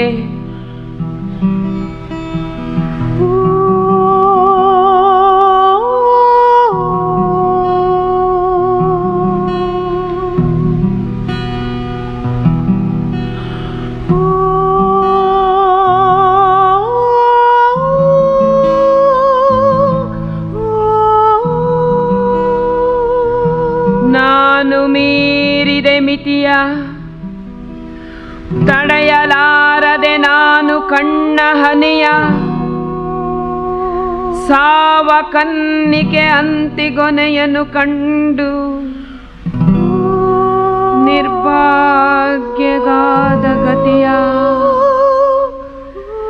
ನಿರ್ಭಾಗ್ಯಗಾದ ಗತಿಯ.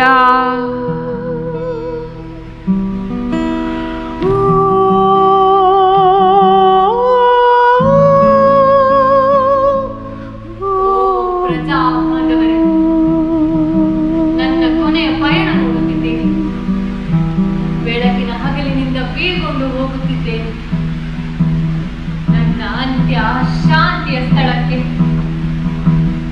ಹೊಳೆದಾಟಿ ಸೇರಲಿ ಮೃತ್ಯುವಿನ ಮನೆಗೆ. ಆದರೆ ಮೆಚ್ಚುಗೆಯ ವೈಭವದಿಂದಲೂ ಬಂದರೆ ತೆರಳುವುದು ನಿನ್ನ ರೂಪದ ಜೊತೆಗೆ ರೋಗ ಜೀವ ತೊರೆದು ಜೀವಂತ ಮುಕ್ತರಾಗಿ ಎಲ್ಲರ ಕಲ್ಲಲ್ಲಿ ಸುಖ ಪ್ರಯಾಣ ಮಾಡುತ್ತೀನಿ. ಮಗಳೇ, ನೀನು ಧೈರ್ಯವಾಗಿ ವ್ಯವಸ್ಥೆಯ ವಿರುದ್ಧ ಗೆದ್ದು ನಿನ್ನ ತಂದೆಯ ಪಾಪಕ್ಕೆ ಇದು ನಿನ್ನ ಪ್ರಾಯಶ್ಚಿತ್ತ. ನನ್ನ ತಂದೆ, ಆತನ ನೆನಪು ನನ್ನೆದೆ ಸುಡುತ್ತಿದೆ. ಲ್ಯಾಪ್ಟಕಸ್ ವಂಶದ ಮೇಲೆ ಕೊನೆ ಇಲ್ಲದ ಭಾರ, ತಾಯಿ ಮತ್ತು ಮಗನ ಪಾಪದ ಲಗ್ನ, ತಂದೆ ಹೆತ್ತವರು, ಓ ಘೋರ ಪಾಪ.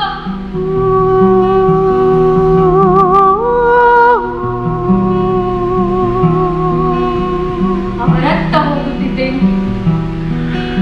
ಅವರ ಮದುವೆಯ ಫಲ ನಾನು ಮದುವೆ ಇಲ್ಲದೆ ಶಾಪಗ್ರಸ್ತೆಯಾಗಿರುವುದು.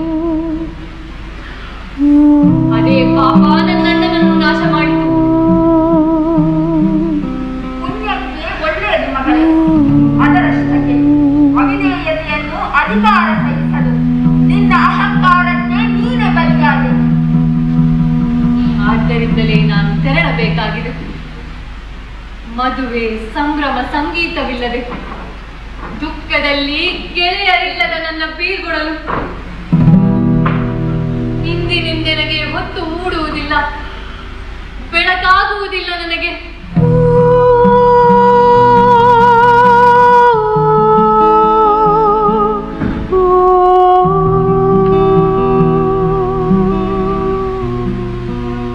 ಸಾವಿನ ಹೊತ್ತಿಲಲ್ಲಿ ಹತ್ತು ಕರೆಯುತ್ತಿದೆಯಲ್ಲವೇ? ಈ ರೋದನಕ್ಕೆ ಬದುಕು ಕೊಂಡುಕೊಳ್ಳುವ ಶಕ್ತಿ ಇದ್ದಿದ್ದರೆ ಸಾವು ಇರುತ್ತಿರಲಿಲ್ಲ. ಅವಳನ್ನು ಕೂಡಲೇ ಕರೆದೊಯ್ಯಿರಿ. ಅವಳ ಕಲ್ಲಿನ ಕಗ್ಗತ್ತಲ ಕೋಣೆಯಲ್ಲಿ ಬಿಟ್ಟು ಬನ್ನಿ. ಅಲ್ಲಿದ್ದು ಸಾಯಲಿ ಅಥವಾ ಕಗ್ಗಬಿಯಲ್ಲೇ ಉಸಿರಿಡಿಯಲಿ. ಇವತ್ತಿನಿಂದ ಇವಳ ಕತೆ ಮುಗಿದಂತೆಯೇ. ಆದರೆ ಪಾಪ ಮಾತ್ರ ನಮಗೆ ತಟ್ಟುವುದಿಲ್ಲ.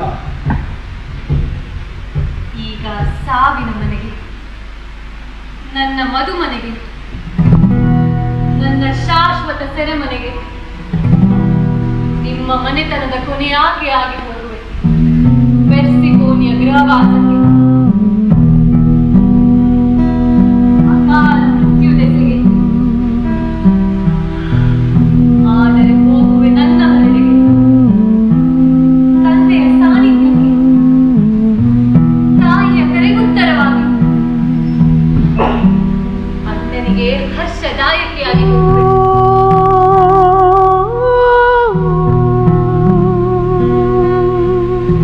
ಅವರೆಲ್ಲರ ಚಿರಶಾಂತಿಗಿಳಿಸುವೆ ನನ್ನ ಕೈ. ಅವರೆಲ್ಲರ ಸಂಸ್ಕಾರ ಆಚರಿಸಿದ್ದೇನೆ. ನಿನ್ನ ದೇಹಕ್ಕಾಗಿ ಶಿಕ್ಷೆ ಪಡೆದಿದ್ದೇನೆ ಪಾಲಿನೈಕರ್.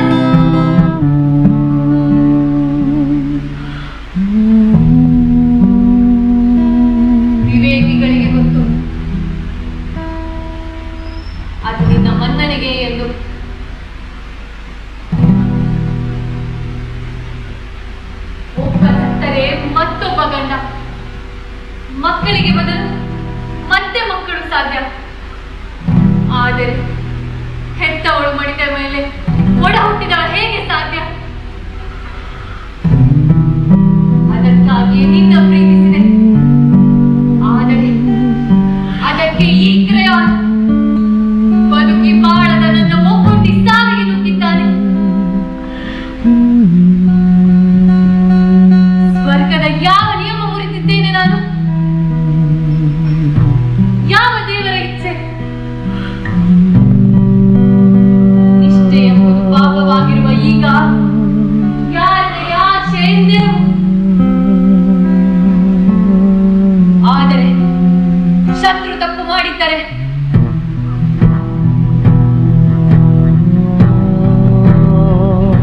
ನನ್ನದಕ್ಕಿಂತ ಘೋರ ಶಿಕ್ಷೆ ಅವನ ಪಾಲಾಗಿರಲಿ.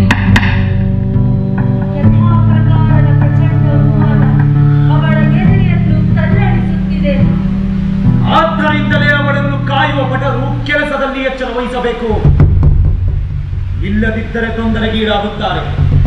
ಈ ಮಾತಿನಲ್ಲಿ ಮರಣದ ಸತ್ತಿದೆ. ನಿಜಕ್ಕೂ ವಚನಗಳು ಅವರ ಸ್ಥಿತಿಯನ್ನು ವಿವರಿಸಲಾರವು.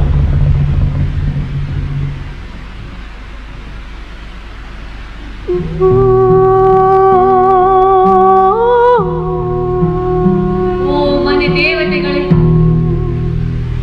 ಓ ನಗರ, ಓ ತೀರ್ಥಳಿಗಳೇ, ಕಾಲ ನಿಲ್ಲುವುದಿಲ್ಲ. ನಿಮ್ಮ ಮನೆತನದ ಕೊನೆಯಾಕೆ ಆಗಿ ಹೋಗುತ್ತಿರುವೆ.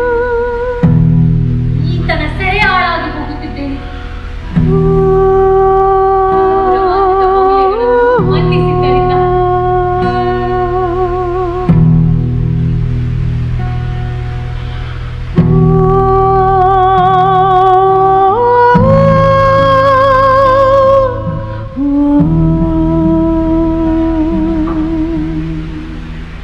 ಹೀಗೆ ತೆರಳಿದಳು, ನಶಿಸಿದಳು ಸಂಪೂರ್ಣ ರಾಜನ ಕೋಪಕ್ಕೆ ಬೆಂದು.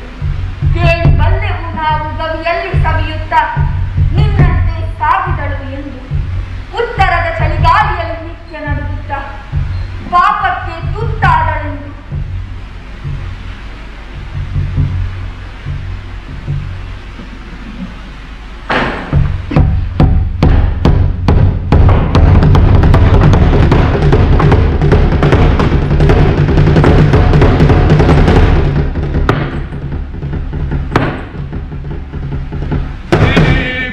ಗಣ್ಯರೇ, ಇಬ್ಬರಿಂದ ಎರಡೇ ಕಣ್ಣುಳ್ಳ ನಾನು ಮತ್ತು ನನ್ನ ಈ ಗೆಳೆಯ ನಿಮಗೆ ಶುಭ ಕೋರುತ್ತೇವೆ. ಕುರುಡನಾದವ ಯಾವಾಗಲೂ ಕಣ್ಣುಳ್ಳವರ ಮಾರ್ಗದರ್ಶನ ಪಡೆಯುತ್ತಾನೆ.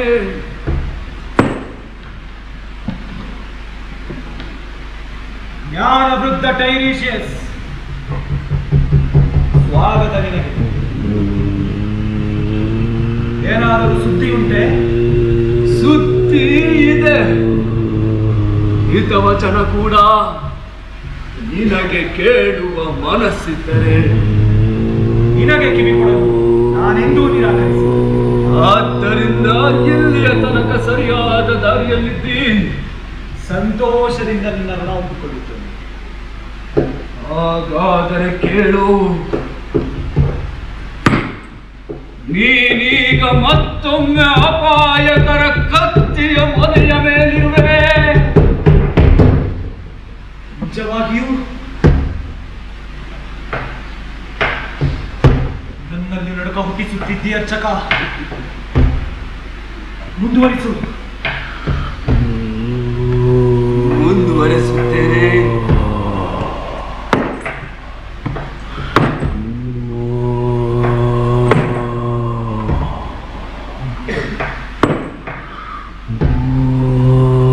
ನಾನು ಕೂತು ಭವಿಷ್ಯ ಭಾವಿಸುವ ಪೀಠಕ್ಕೆ ಹತ್ತಿರದಲ್ಲಿ ಹಕ್ಕಿಗಳು ಕಿತ್ತಾಡಿ ಉಗ್ರ ಪರಿಚಿತ ಸದ್ದು ಮಾಡುತ್ತಾ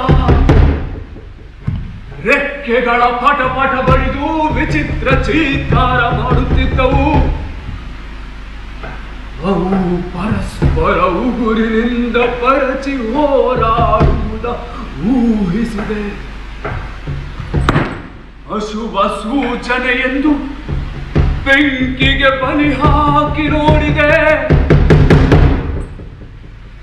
ಪ್ರತಿಯಾಗಿ ಜ್ವಾಲೆ ಬರಲಿಲ್ಲ. ಮಾಂಸದಿಂದ ಕೇವಲ ರಸಬೂದಿಗೆ ಒಸರಿ ಬೆಂಕಿಯ ನಾರಿಸಿತು ಚಿಟ ಚಿಟನೆ.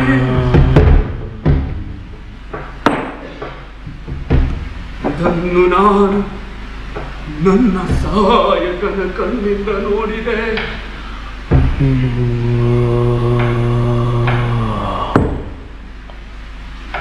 ಹೀಗೇಗಾಯಿತು.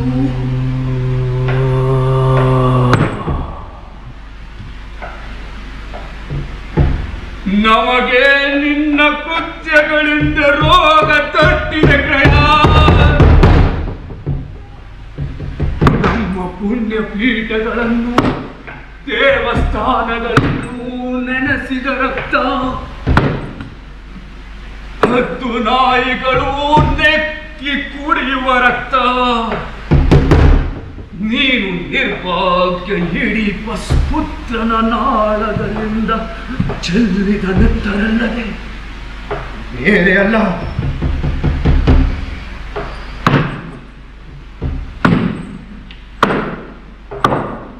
ಮನುಷ್ಯನ ರಕ್ತ ಹೀರಿದ ಹಕ್ಕಿ ಅಪಶಕುನದ ಸತ್ತಲ್ಲದೆ ಮತ್ತೇನು ಮಾಡೀತು? ಆದರೆ ಪಶ್ಚಾತ್ತಾಪ ಪಡೆದೆ ಹುಪ್ಪುವವ ಮಾತ್ರ ನಿರ್ವೀರ್ಯನಾಗಿ ನಾಶವಾಗುತ್ತಾನೆ. ನಿನ್ನ ಒಳ್ಳೆಯದಕ್ಕೆ ಇಷ್ಟು ಹೇಳಿದ್ದೇನೆ. ನನಗನ್ನಿಸಿದಂತೆ ನಿನಗೆ ಒಪ್ಪಿತವಾಗಬೇಕು.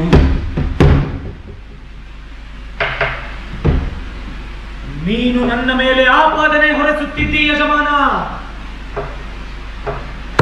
ಎಲ್ಲರ ಹಾಗೆ ನನಗೆ ನಿನ್ನ ಹಳೆಯ ತಂತ್ರ ಗೊತ್ತಿದೆ.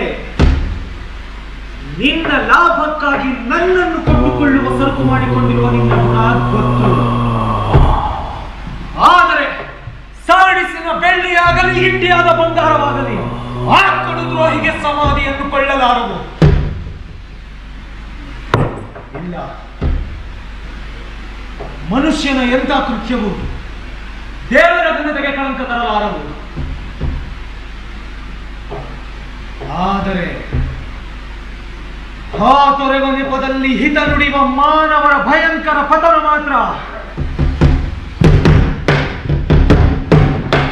ಖಂಡಿತ.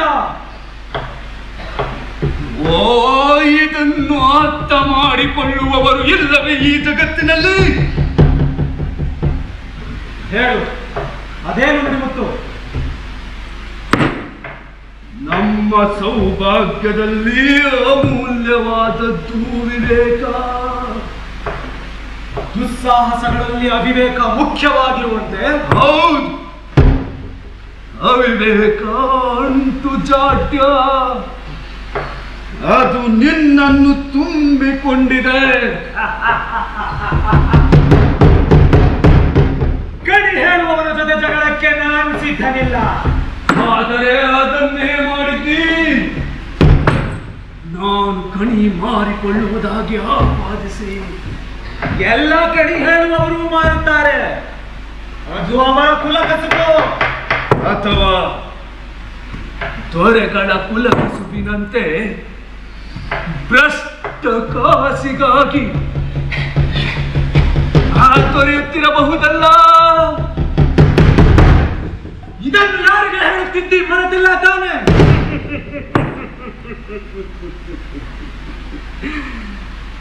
ಇಲ್ಲ, ನನಗೆ ದೊರೆಯಾದವನಿಗೆ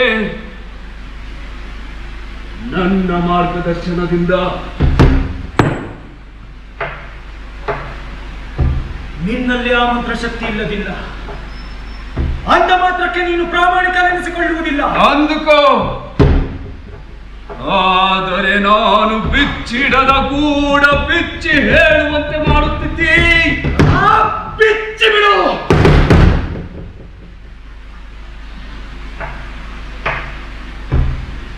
ಆದರೆ ಆದರೆ ಲಾಭದ ಆಶೆ ಇಟ್ಟುಕೊಳ್ಳಬೇಡ. ಹಾಗಾದರೆ ಕೇಳು. ಸೂರ್ಯ ತನ್ನ ರಥವೇ ಒಂದೆರಡು ವೃತ್ತ ಮುಗಿಸುವಷ್ಟರಲ್ಲಿ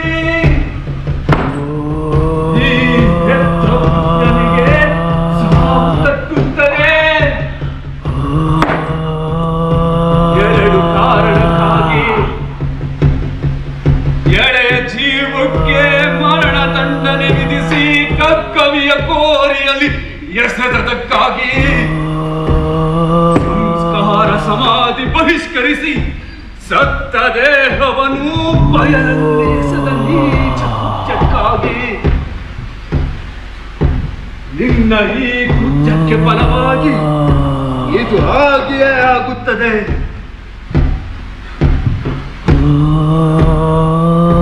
ನಿನ್ನ ಮನೆ ಹೆಣ್ಣು ಕಣ್ಣುಗಳ ರೋದನದಿಂದ ತುಂಬುವ ಕಾಲ ಬರುತ್ತದೆ. ಬಹು ಬೇಗ 10 ನಾಯಿಗಳು ನೀನು ಚೆಲ್ಲಿದ ನೆಟ್ಟನ ಹೊತ್ತು ಎಲ್ಲ ಮನೆ ಮಠಗಳನ್ನು ಸೂತಕಗೊಳಿಸಿ ನೆರೆ ನಗರಗಳೆಲ್ಲ ಕ್ರೋಧದಿಂದ ನಿನ್ನ ಮೇಲೆರಗುತ್ತವೆ.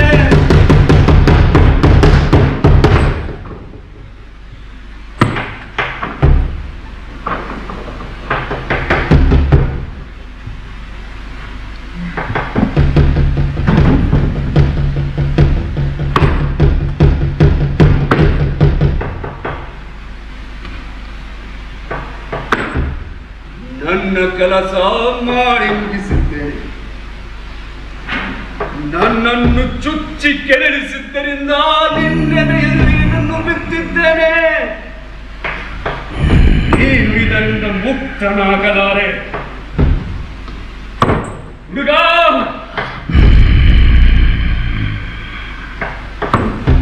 ನನ್ನನ್ನು ಮನೆಯತ್ತ ನಡೆಸು. ಈತ ಸಣ್ಣವರ ಮೇಲೆ ತನ್ನ ನಾಲಿಗೆ ಪ್ರಯೋಗಿಸಲಿ ಅಥವಾ ನಮ್ರತೆ ಕಲಿತು ನಡೆಯಲಿ.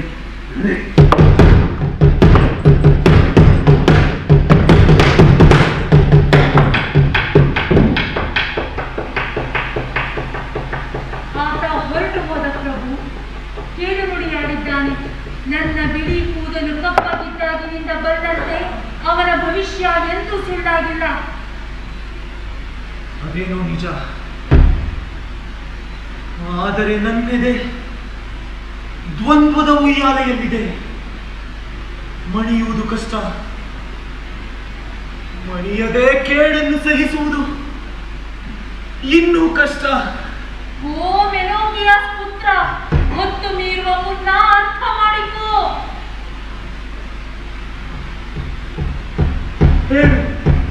ನಾನೇನು ಮಾಡಲಿ? ಅದರಂತೆ ನಡೆಬೇಕು. ಖಡ್ಗವಿಂದ ಹೆಣ್ಣನ್ನು ಮುಕ್ತಿಗೊಳಿಸು.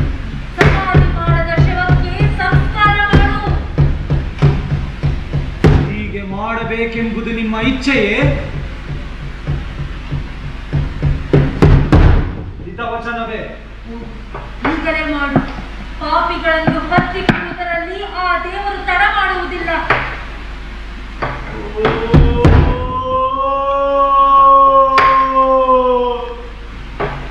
ಹೃದಯದ ಆಶೆಗಳನ್ನು ಹತ್ತಿಕ್ಕುವುದು ಎಂತ ಹಿಂಸೆ! ಆದರೆ ವಿಧಿಯೊಂದಿಗೆ ಹೋರಾಡಲು ಸಾಧ್ಯವಿಲ್ಲ.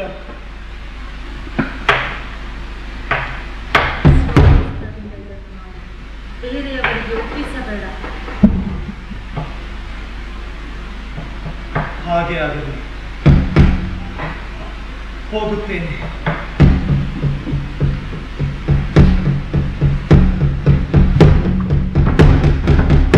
ಸೇವಕರೇ, ಎಲ್ಲ ಬನ್ನಿ. ಬೆಟ್ಟಗಳೆಡೆಗೆ ಹೋಗೋಣ. ನಾನು ನಿರ್ಧರಿಸಿದ್ದೇನೆ. ಕತ್ತಲಲ್ಲಿರುವವಳ ಸೆರೆಯಿಂದ ಬಿಡಿಸಲು ತಡ ಮಾಡುವುದಿಲ್ಲ.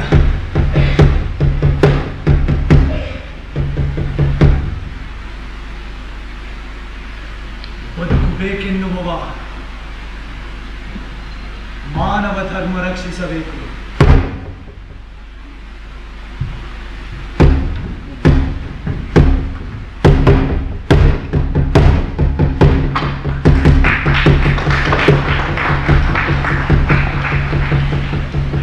ವಿವಿಧ ಹೆಸರಲ್ಲಿ ನಿನ್ನ ಕರೆವೆವು. ಓ ಸೆಮಿಲೆ ಮಿಲನದ ಪುತ್ರನೇ, ಓ ಸಿಡಿಲ ಮಗ ಸ್ಯೂಸ್ ಕುವರನೇ, ಥೀಬ್ಸ್ ಪುರದಲ್ಲಿ ಸುತ್ತಿ ಸುಳಿವ ಬ್ಯಾಕಸನೆ, ಕರೆಯುತ್ತಿದೆ ಓ ಪ್ರೀತಿಯ ನಗರ, ಸಿಡಿಲಪ್ಪಿದೆ ತಾಯಿಯ ಪ್ರೀತಿಯ ನಗರ, ಸಾಯುತ್ತಿರುವರ ಸಂತೈಸಯ್ಯ, ಕೇಡಡರಿದ ಸ್ಥಳ ಪೊರೆಗೊಳ್ಳಯ್ಯ, ಬಾ ಮೃದು ಅಡಿಡು ರಕ್ಷಿಸುಬಾರ, ಚೀತ್ಕಾರದ ಮಡು ದಾಟುತೆ ಬಾರ, ಓ ಸ್ಯೂಸ್ ದೇವನ ಮುದ್ದಿನ ಮರಿಯೇ, ಮೇಳದ ಸೇನೆಯ ಸಂಗಡ ಬಾರೋ, ಇರುಳಿನ ಶಿಷ್ಯರ ಸ್ಫೂರ್ತಿಯ ತಾರೋ, ಇರುಳಿನ ಶಿಷ್ಯರ ಸ್ಫೂರ್ತಿಯ ತಾರೋ.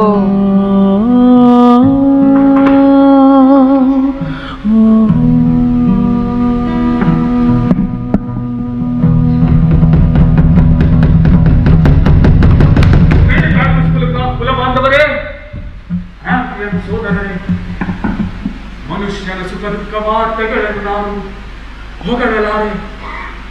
ಅದೃಷ್ಟವೆತ್ತುವುದು ಬಿದ್ದವನ, ತುಳಿಯುವುದು ಎದ್ದವನ. ಪ್ರಯಾಣನನ್ನು ಕಂಡು ಜನ ಮತ್ಸರ ಪಟ್ಟದ್ದುಂಟು. ಶತ್ರುಗಳ ಸದಪಡೆದು ದೊರೆತನ ಪಡೆದು ರಾಜವಂಶಕ್ಕೆ ಇವನು ಹೆಮ್ಮೆಯಾಗಿದ್ದ. ಆದರೆ ಇವತ್ತು ಸ್ಥಾನ, ವೈಭವ, ರಾಜ್ಯ ಸುಖ, ಸಂಪದ, ಸಂತೋಷ ಎಲ್ಲ ಬತ್ತಿ ಕೈಗೆಟುಕದ ನೆರಳುಗಳಾಗಿ ನಿಷ್ಪ್ರಯೋಜಕ ಸುಳ್ಳಾಗಿದೆ. ಹೃದಯದ ಹಿತ ಇಂಗಿ ಎಲ್ಲ ಅವಾಸ್ತವವಾಗಿದೆ. ರಾಜವಂಶದ ಬಗ್ಗೆ ಮತ್ತೇನು ಘೋರ ವಾರ್ತೆ ತಂದಿರುವೆ? ಸಾವು, ಸಾವಿನ ಪಾಪ ಬದುಕಿರುವವರ ಮೇಲೆ.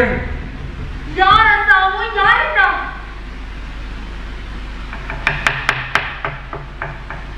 ಹನುಮಾನ್ ಸತ್ತಿದ್ದಾನೆ.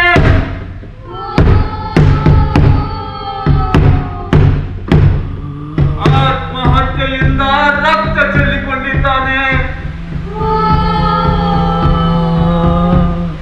ಆತ್ಮಹತ್ಯೆ ಅಥವಾ ತಂದೆಯಿಂದಾಗಿಯೋ? ಎರಡರಿಂದಲೂ. ತಂದೆಯ ಕೃತ್ಯ ಅವನನ್ನು ಸಾವಿಗೆ ತಳ್ಳಿತು. ಓ ಭವಿಷ್ಯಕಾರ, ನಿನ್ನ ಮಾತು ಸತ್ಯವಾಯಿತೆ. ಮುಂದಿನ ನಮ್ಮ ಕರ್ತವ್ಯವನ್ನು ತಾವು ನಿರ್ಧರಿಸಬೇಕು. ಅದು ಮಹಾರಾಣಿ ಯೂರಿಡಿಸಿ ಬರುತ್ತಿದ್ದಾನೆ. ಹಠವಾಗಿ ನನ್ನ ಮಗನ ಬಗ್ಗೆ ಕೇಳಿರಬೇಕು. ಹೌದು ಪ್ರಿಯ ಬಾಂಧವರೇ, ದೇವಿ ಕಲ್ಲಸಲ ಆರಾಧನೆಗೆ ಹೋಗುತ್ತಿದ್ದೆ. ಬಾಗಿಲ ಬಳಿ ನಿಮ್ಮ ಮಾತು ನನ್ನ ಕಿವಿಗೆ ಬಿತ್ತು. ಬಾಗಿಲು ತೆರೆಯುವುದಕ್ಕೆ ಮುನ್ನ ನಿಮ್ಮ ರೋದನ ಕೇಳಿ ಭೂಮಿಗಿಳಿದೆ. ದಿಕ್ಕನೆ ಗೊತ್ತ ನನ್ನನ್ನು ನನ್ನ ಸೇವಕಿಯನ್ನು ಎತ್ತಿ ನಿಲ್ಲಿಸಿದರು. ಎಷ್ಟೇ ಕಠೋರವಿದ್ದರೂ ನೀವು ನನಗೆ ಚಾಚು ತಪ್ಪದೆ ಹೇಳಬೇಕು. ದುರಂತ ನನಗೆ ಹೊಸದಲ್ಲ. ನೆಚ್ಚಿನೊಳಗೆ ನಾನು ಅಲ್ಲಿದ್ದೆ. ಏನು ಗೊತ್ತಾಗುವುದು ಮರೆಮಾಡಿ ಉಪಯೋಗವೇನು? ಎಲ್ಲವನ್ನೂ ವಿವರವಾಗಿ ಹೇಳುತ್ತೇನೆ. ನಿಜ ಹೇಳುವುದೇ ಸದಾ ಕ್ಷೇಮ. ಮಾಲಿನ್ಯ ಸ್ನೇಹ ನಾಯಿಗಳಿಗೆ ತುತ್ತಾಗಿ ಹರಿದು ಕರುಣಾಜನಕವಾಗಿ ಬಿದ್ದಿದ್ದ ಬೀಳಿಗೆ ನಾನು ತ್ವರೆಯ ಜೊತೆಗೆ ಹೋದೆ. ಮೂರು ದಾರಿಯ ದೇವತೆ ಮತ್ತು ಪ್ಲೂಟೋ ದೇವನ್ನ ಕ್ಷಮೆ ಕೋರಿ ಪ್ರಾರ್ಥಿಸಿದವು. ಶವದ ಅವಶೇಷಗಳ ತೊಳೆದು ಪುಣ್ಯ ತೀರ್ಥ ಚುಮುಕಿಸಿ ಹೊಸ ಪುಣ್ಯಗಳ ಸಂಗ್ರಹಿಸಿ ಚಿತೆ ಮಾಡಿ ಅರ್ಪಿಸಿದವು.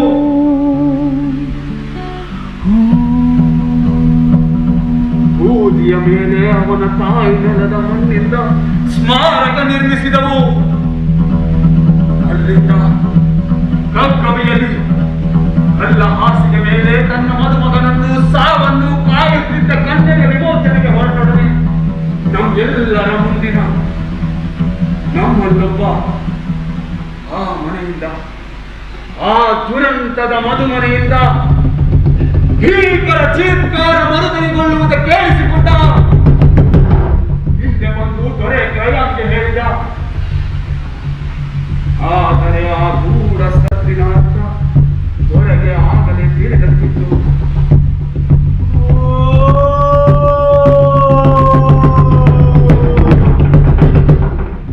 ನಿಜವಾಯಿತೇ ನನ್ನ ಕಳವಳ. ನನಗೆ ನಡೆಯಲಾಗುತ್ತಿಲ್ಲ. ನನ್ನ ಮಗನ ಧ್ವನಿ ನನ್ನ ಕಿವಿಯನ್ನು ಚುಚ್ಚುತ್ತಿದೆ. ಓಡಿ ಓಡಿ ಸೇವಕರೇ, ನೀವು ಇಣುಕುತ್ತಿದ್ದ ಕಗ್ಗವಿಯೊಳಕ್ಕೆ ನೇರ ನೋಡಿ. ಅದು ಹಯಮೋನನ ಧ್ವನಿಯೋ ಅಲ್ಲವೋ ಹೇಳಿ.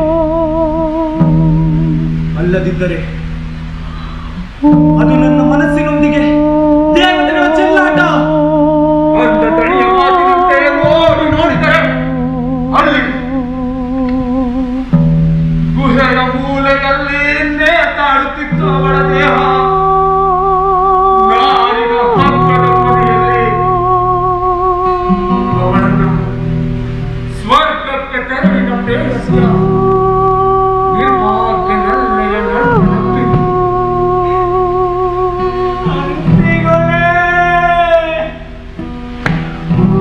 ಎಂದು ತಂದೆಯನ್ನು ಶಪಿಸುತ್ತಾ ಆಡುತ್ತಿದ್ದ. ಇದನ್ನು ಕಂಡೊಡನೆ ದೊರೆ ಟ್ರಯಾನ್ ದೊಡ್ಡದಾಗಿ ಅಳುತ್ತಾ ಎದೆಯೋಡುವಂತೆ ಬಿಕ್ಕಳಿಸುತ್ತಾ ಗುಹೆಯನ್ನು ಹೊಕ್ಕು, ಲೋಕಮರಿಯದ ಕಂದ, ಎಂತ ಹುಚ್ಚಿನಿಂದ ಈ ವಿನಾಶದತ್ತ ಕರೆ ತಂದದ್ದು. ನಿನ್ನನ್ನು ಹೆತ್ತವನು ಬೇಡುತ್ತಿದ್ದೇನೆ, ಬಾ. ಅಂದ. ಆದರೆ ಮಗ ತಂದೆಯತ್ತ ಕ್ರೋಧದಿಂದ ಬಿಡಬಿಡನೆ ನೋಡಿ ಉತ್ತರವಾಗಿ ಮುಗಿದು ಅರ್ಗವನ್ನು ಹಿಡಿದು ತೊಡೆಯತ್ತ ಸಿಗಿಕೊಳ್ಳಲೆ ಒರೇ ಪಕ್ಕಕ್ಕೆ ಸರಿದ. ತರುವಾಯ ಮಗ ಹತಾಶನಾಗಿ ತನ್ನ ಖಡ್ಗವನ್ನು ಮೈಗೆ ಒಟ್ಟು ನೂಕಿಕೊಂಡ. ಕತ್ತಿ ಒಳ ಸೇರುವವರೆಗೆ ಪ್ರಜ್ಞೆ ಮಾಸುತ್ತಿರಲು ಕ್ರಮೇಣ ಬಸವಳಿದು ಅಂತಿಗೊನೆಯನ್ನು ಆಲಂಗಿಸಿಕೊಂಡ. ಅವನ ಮುಖದಲ್ಲಿ ಕೆಂಪು ರಕ್ತದ ಮಳೆಯಾಗಿದೆ. ಪ್ರೇಮದ ಒಪ್ಪುಗೆಯ ಒಂದಿಗೆ ಪ್ರೇಮದ ಶವವಾಗಿದ್ದಾನೆ.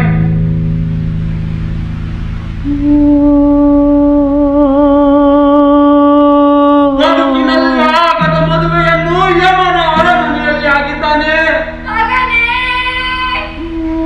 ಮೌಢ್ಯ ತರುವ ಹಾವಳಿಗೆ ಉದಾಹರಣೆಯಾಗಿದ್ದಾನೆ.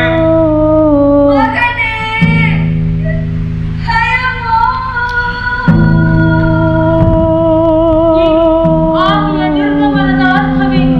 ಮಹಾರಾಣಿ ತುಟಿ ಬಿಡುತ್ತದನೆ ಧಾವಿಸಲ್ಪಟ್ಟು. ವಿಲಕ್ಷಣವಾಗಿದೆ. ನಮ್ಮೆಲ್ಲರೆದುರು ದುಃಖ ತೋರಿಸಲು ಇಚ್ಛಿಸದೆ ಪರಿಚಾರಿಕೆಯ ಹತ್ತಿರ ಹೋದಳು. ಹೇಳಿದವಳು ಮಹಾರಾಣಿ ಆತುರದಲ್ಲಿ ಕೆಟ್ಟದಕ್ಕೆ ಮನಸ್ಸು ಮಾಡಲಾರಳು. ಇರಬಹುದು, ಆದರೆ ಮಿತಿ ಮೀರಿದ ಮೌನ, ಮಿತಿ ಮೀರಿದ ಕಳವಳ ಹುಟ್ಟಿಸುತ್ತದೆ. ಈ ಬಗೆಯ ಮೌನ ಅಪಾಯಕರ. ನಾನೇ ಹೋಗಿ ನೋಡುತ್ತೇನೆ ಎಂತಹ ಕಳವಳ ಎಂದು.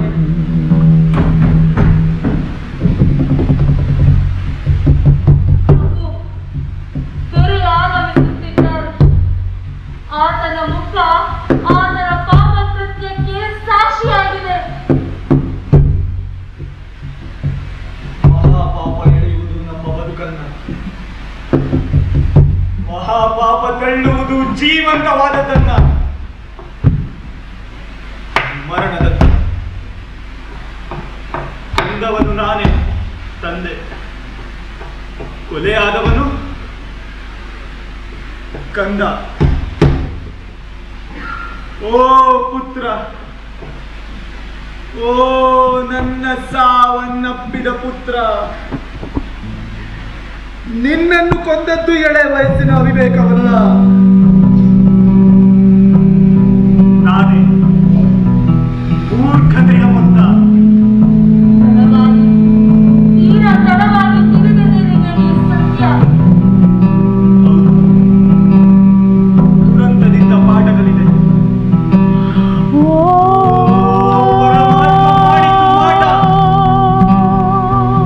ಈ ನನ್ನ ನೀಚತನ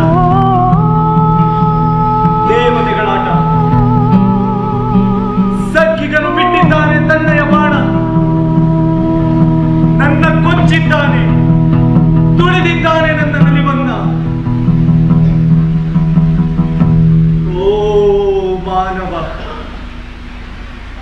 ನೋವೆಷ್ಟು ತುಂಬಿಹುದು ನಿನ್ನ ಬದುಕ. ಪ್ರಭು, ನಿನ್ನ ದುಃಖಕ್ಕೆಲ್ಲ ನೀನೇ ಕಾರಣ. ಅದರ ಅರ್ಥವಾಗಲೇ ಕೈಯಲ್ಲಿದೆ. ಇನ್ನೇನು ಕಾಣುವುದೇ ಉಳಿದರ್ಥ. ಅದು ಈ ಕ್ಷಣದಲ್ಲಿ ಮನೆಯಲ್ಲಿದೆ. ಇದನ್ನು ಮೀರಿದ ಇನ್ನೊಂದ ಕೇಳು ಯಾವುದು? ಸತ್ತಿರುವ ಇವನನ್ನು ಹೆತ್ತಾಕೆ ನಿನ್ನವಳು ಸತ್ತಳು. ಹತಭಾಗ್ಯ, ಅವಳೆದೆಯ ಗಾಯ ಹೊಚ್ಚ ಹೊಸತು. ಓ ಎಲ್ಲ ಕೊಳ್ಳುವ ಯಮಲೋಕ, ಕರುಣೆಯ ಸೆಲೆಯಿಲ್ಲ ಅಲ್ಲವೇ? ಸತ್ತವನ ಮತ್ತೆ ಕೊಲೆ ಮಾಡಿದ್ದಿ, ಹೆಣದ ಮೇಲೆ ಹೆಣದ ರಾಶಿಯೊಟ್ಟಿ. ಮಾಡಬೇಡವು ಮತ್ತೆ ಮತ್ತೆ ರಾಶಿಯ ಬೆಳೆಸಿ. ಗಂಧ ಕೈ ಹಿಡಿದವನ ತೊಳೆದವನ ಕುಟ್ಟಿ. ನೋಡಿ, ಬಾಗಿಲು ತೆರೆದುಕೊಳ್ಳುತ್ತಿದೆ ನೋಡಿ.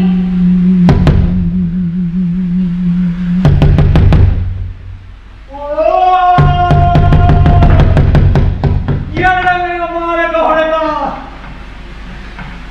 ಓ ವಿಧಿ, ನನ್ನ ಶೋಕದ ಪಾತ್ರೆ ಹಿಡಿಸಲಾರದು ಇನ್ನು. ಈ ಎರಡನೇ ನೋಟ ತಂದಿಕ್ಕಿದ ಎನಗೆ ಅಗಾಧ ನೋವನ್ನು. ಸತ್ತ ಮಗ ಕೈಯಲ್ಲಿ ಅಲ್ಲಿ ನೋಡುತ್ತಿದ್ದೇನೆ ಅವನ ಹೆತ್ತವಳ ಸಾವನ್ನ. ಅವಳ ಎದೆ ಚಿತ್ರಗೊಂಡಿತ್ತು. ತೂರಿಸಿದ್ದಳು ಅಲ್ಲಿ ಮೊನ ಚುಚ್ಚೂರಿ. ಪೀಠದ ಬಳಿಯ ಮಬ್ಬು ಗತ್ತಲೆಯಲ್ಲಿ ನೆಲಕ್ಕೊರಗಿದಳು ರಕ್ತಕಾರಿ. ಅಗಾಧ ವೇದನೆ ನೇತ್ರಗಳ ತುಂಬಿತ್ತು. ಒಮ್ಮೆ ತೀರಿದ ಹಿರಿಯ ಮಗನನ್ನು ನೆನೆದು ತಾನು ಸತ್ತದ್ದನ್ನು ಉಚ್ಚರಿಸಿ ಒಡನೆಯೇ ನಿನ್ನ ಶಪಿಸುತ್ತಲೇ ಸತ್ತಳು. ಭಯದಿಂದ ಗಿಡಿದಿದೆ ನನ್ನೆದೆ. ಯಾರ ಭಜ್ಜಿಯೂ ನನ್ನ ರಕ್ತರಂಜಿತ ನೋವನ್ನು ಹಕ್ಕು ಕಡೆಗಣಿಸದೆ. ಅವಳಾಡಿದ್ದು ಸತ್ಯ. ಜೀವವಿಲ್ಲದ ವಸ್ತು, ನಿನ್ನಿಂದ ಎಲ್ಲ ಹತ್ಯ. ಹೇಳು, ಅವಳೆಂದು ಸತ್ತಳು? ಕರ್ತನ ಮರಣ ಕಿವಿಯಲ್ಲಿ ಮೊಳಗಿರಲು ತನ್ನನ್ನೇ ತಾನು ಇರಿದು ಒರಗಿದಳು. ಓ ಪರಮಾತ್ಮ, ಈ ನನ್ನ ನೀಚತನಕ್ಕೆ ಖಂಡಿತ ಇಲ್ಲ ಕ್ಷಮೆ. ಅವಳನ್ನು ಕೊಂದವನು ನಾನು. ನೆಪದ ಆಸೆ ಇಲ್ಲ ನನಗೆ. ನನ್ನ ಕರೆದೊಯ್ಯಿರಿಸಿರುವನು ಕೊಂಡೊಯ್ಯಿರೆನ್ನ ದೊರೆಯಿಂದ ನಾ ಹೊರೆಯಾಗಿ ಹೋಗುವೆನು ನಿಮ್ಮೆಲ್ಲರಿಂದ. ಕೊನೆಗೂ ಸುಸಂಗತ ಮಾತು. ಈ ಕೇಳಿನಲ್ಲೂ ಅಂತದಿದ್ದರೆ ಪಾಪವನ್ನು ಬೇಗ ತೊಡೆಯುವುದು ಅಗತ್ಯ. ನನ್ನ ಕಟ್ಟ ಕಡೆಯವರಿಗೆ ಕೊನೆಯಾಗಿ ಸುಂದರ ಅತ್ಯುತ್ತಮಗಳಿಗೆ ಕೂಡಾಗಲೆಂದ ಕಣ್ಣು ನಾಳೆ ಎಂಬುದಕ್ಕೆ ಹೋಗುವೆ. ನಾ ಹೋಗುವೆ. ನಾಳೆ ಎಂಬುದು ನಾಳೆ. ಇವತ್ತಿನಲ್ಲಿರುವವರು ನಾವು. ನಾಳೆಯ ಗೊಡವೆ ವಿಧಿಗೆ. ಮಗನನ್ನ ಕೊಂದವನ, ಹೆಂಡತಿಯ ತೊಳೆದವನ, ಸೊಕ್ಕಿನ ಮೂರ್ಖ ದುರ್ಬಲನನ್ನ, ಎಲ್ಲಕ್ಕೆ ಅಂಗನಾದವನನ್ನ, ನೋವು ತುಂಬಿದ ನನ್ನ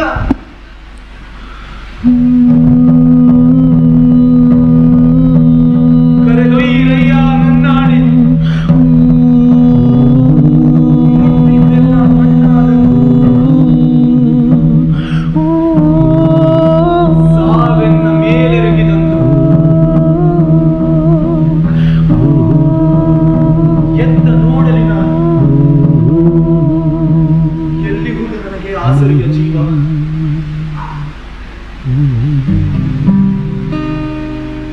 ಎಲ್ಲಿ ವಿವೇಕವಿದೆ ಅಲ್ಲಿ ಸೌಖ್ಯವಿದೆ. ಭಯಭಕ್ತಿ ಅದರಲ್ಲಿ ಕಲೆತು ಅಹಂಕಾರ ವೈಭವದ ಮಾತು ಕೃತಿ ಕೊನೆಗೊಮ್ಮೆ ಕಾಲ ನೇತಿಗೆ ಸಿಕ್ಕು ಭಕ್ತಿ ಪರಮಾತ್ಮ ಮುಕ್ತಿನಲ್ಲಿ ನಮ್ರತೆಯ ಪಾಠ ಕಲಿತು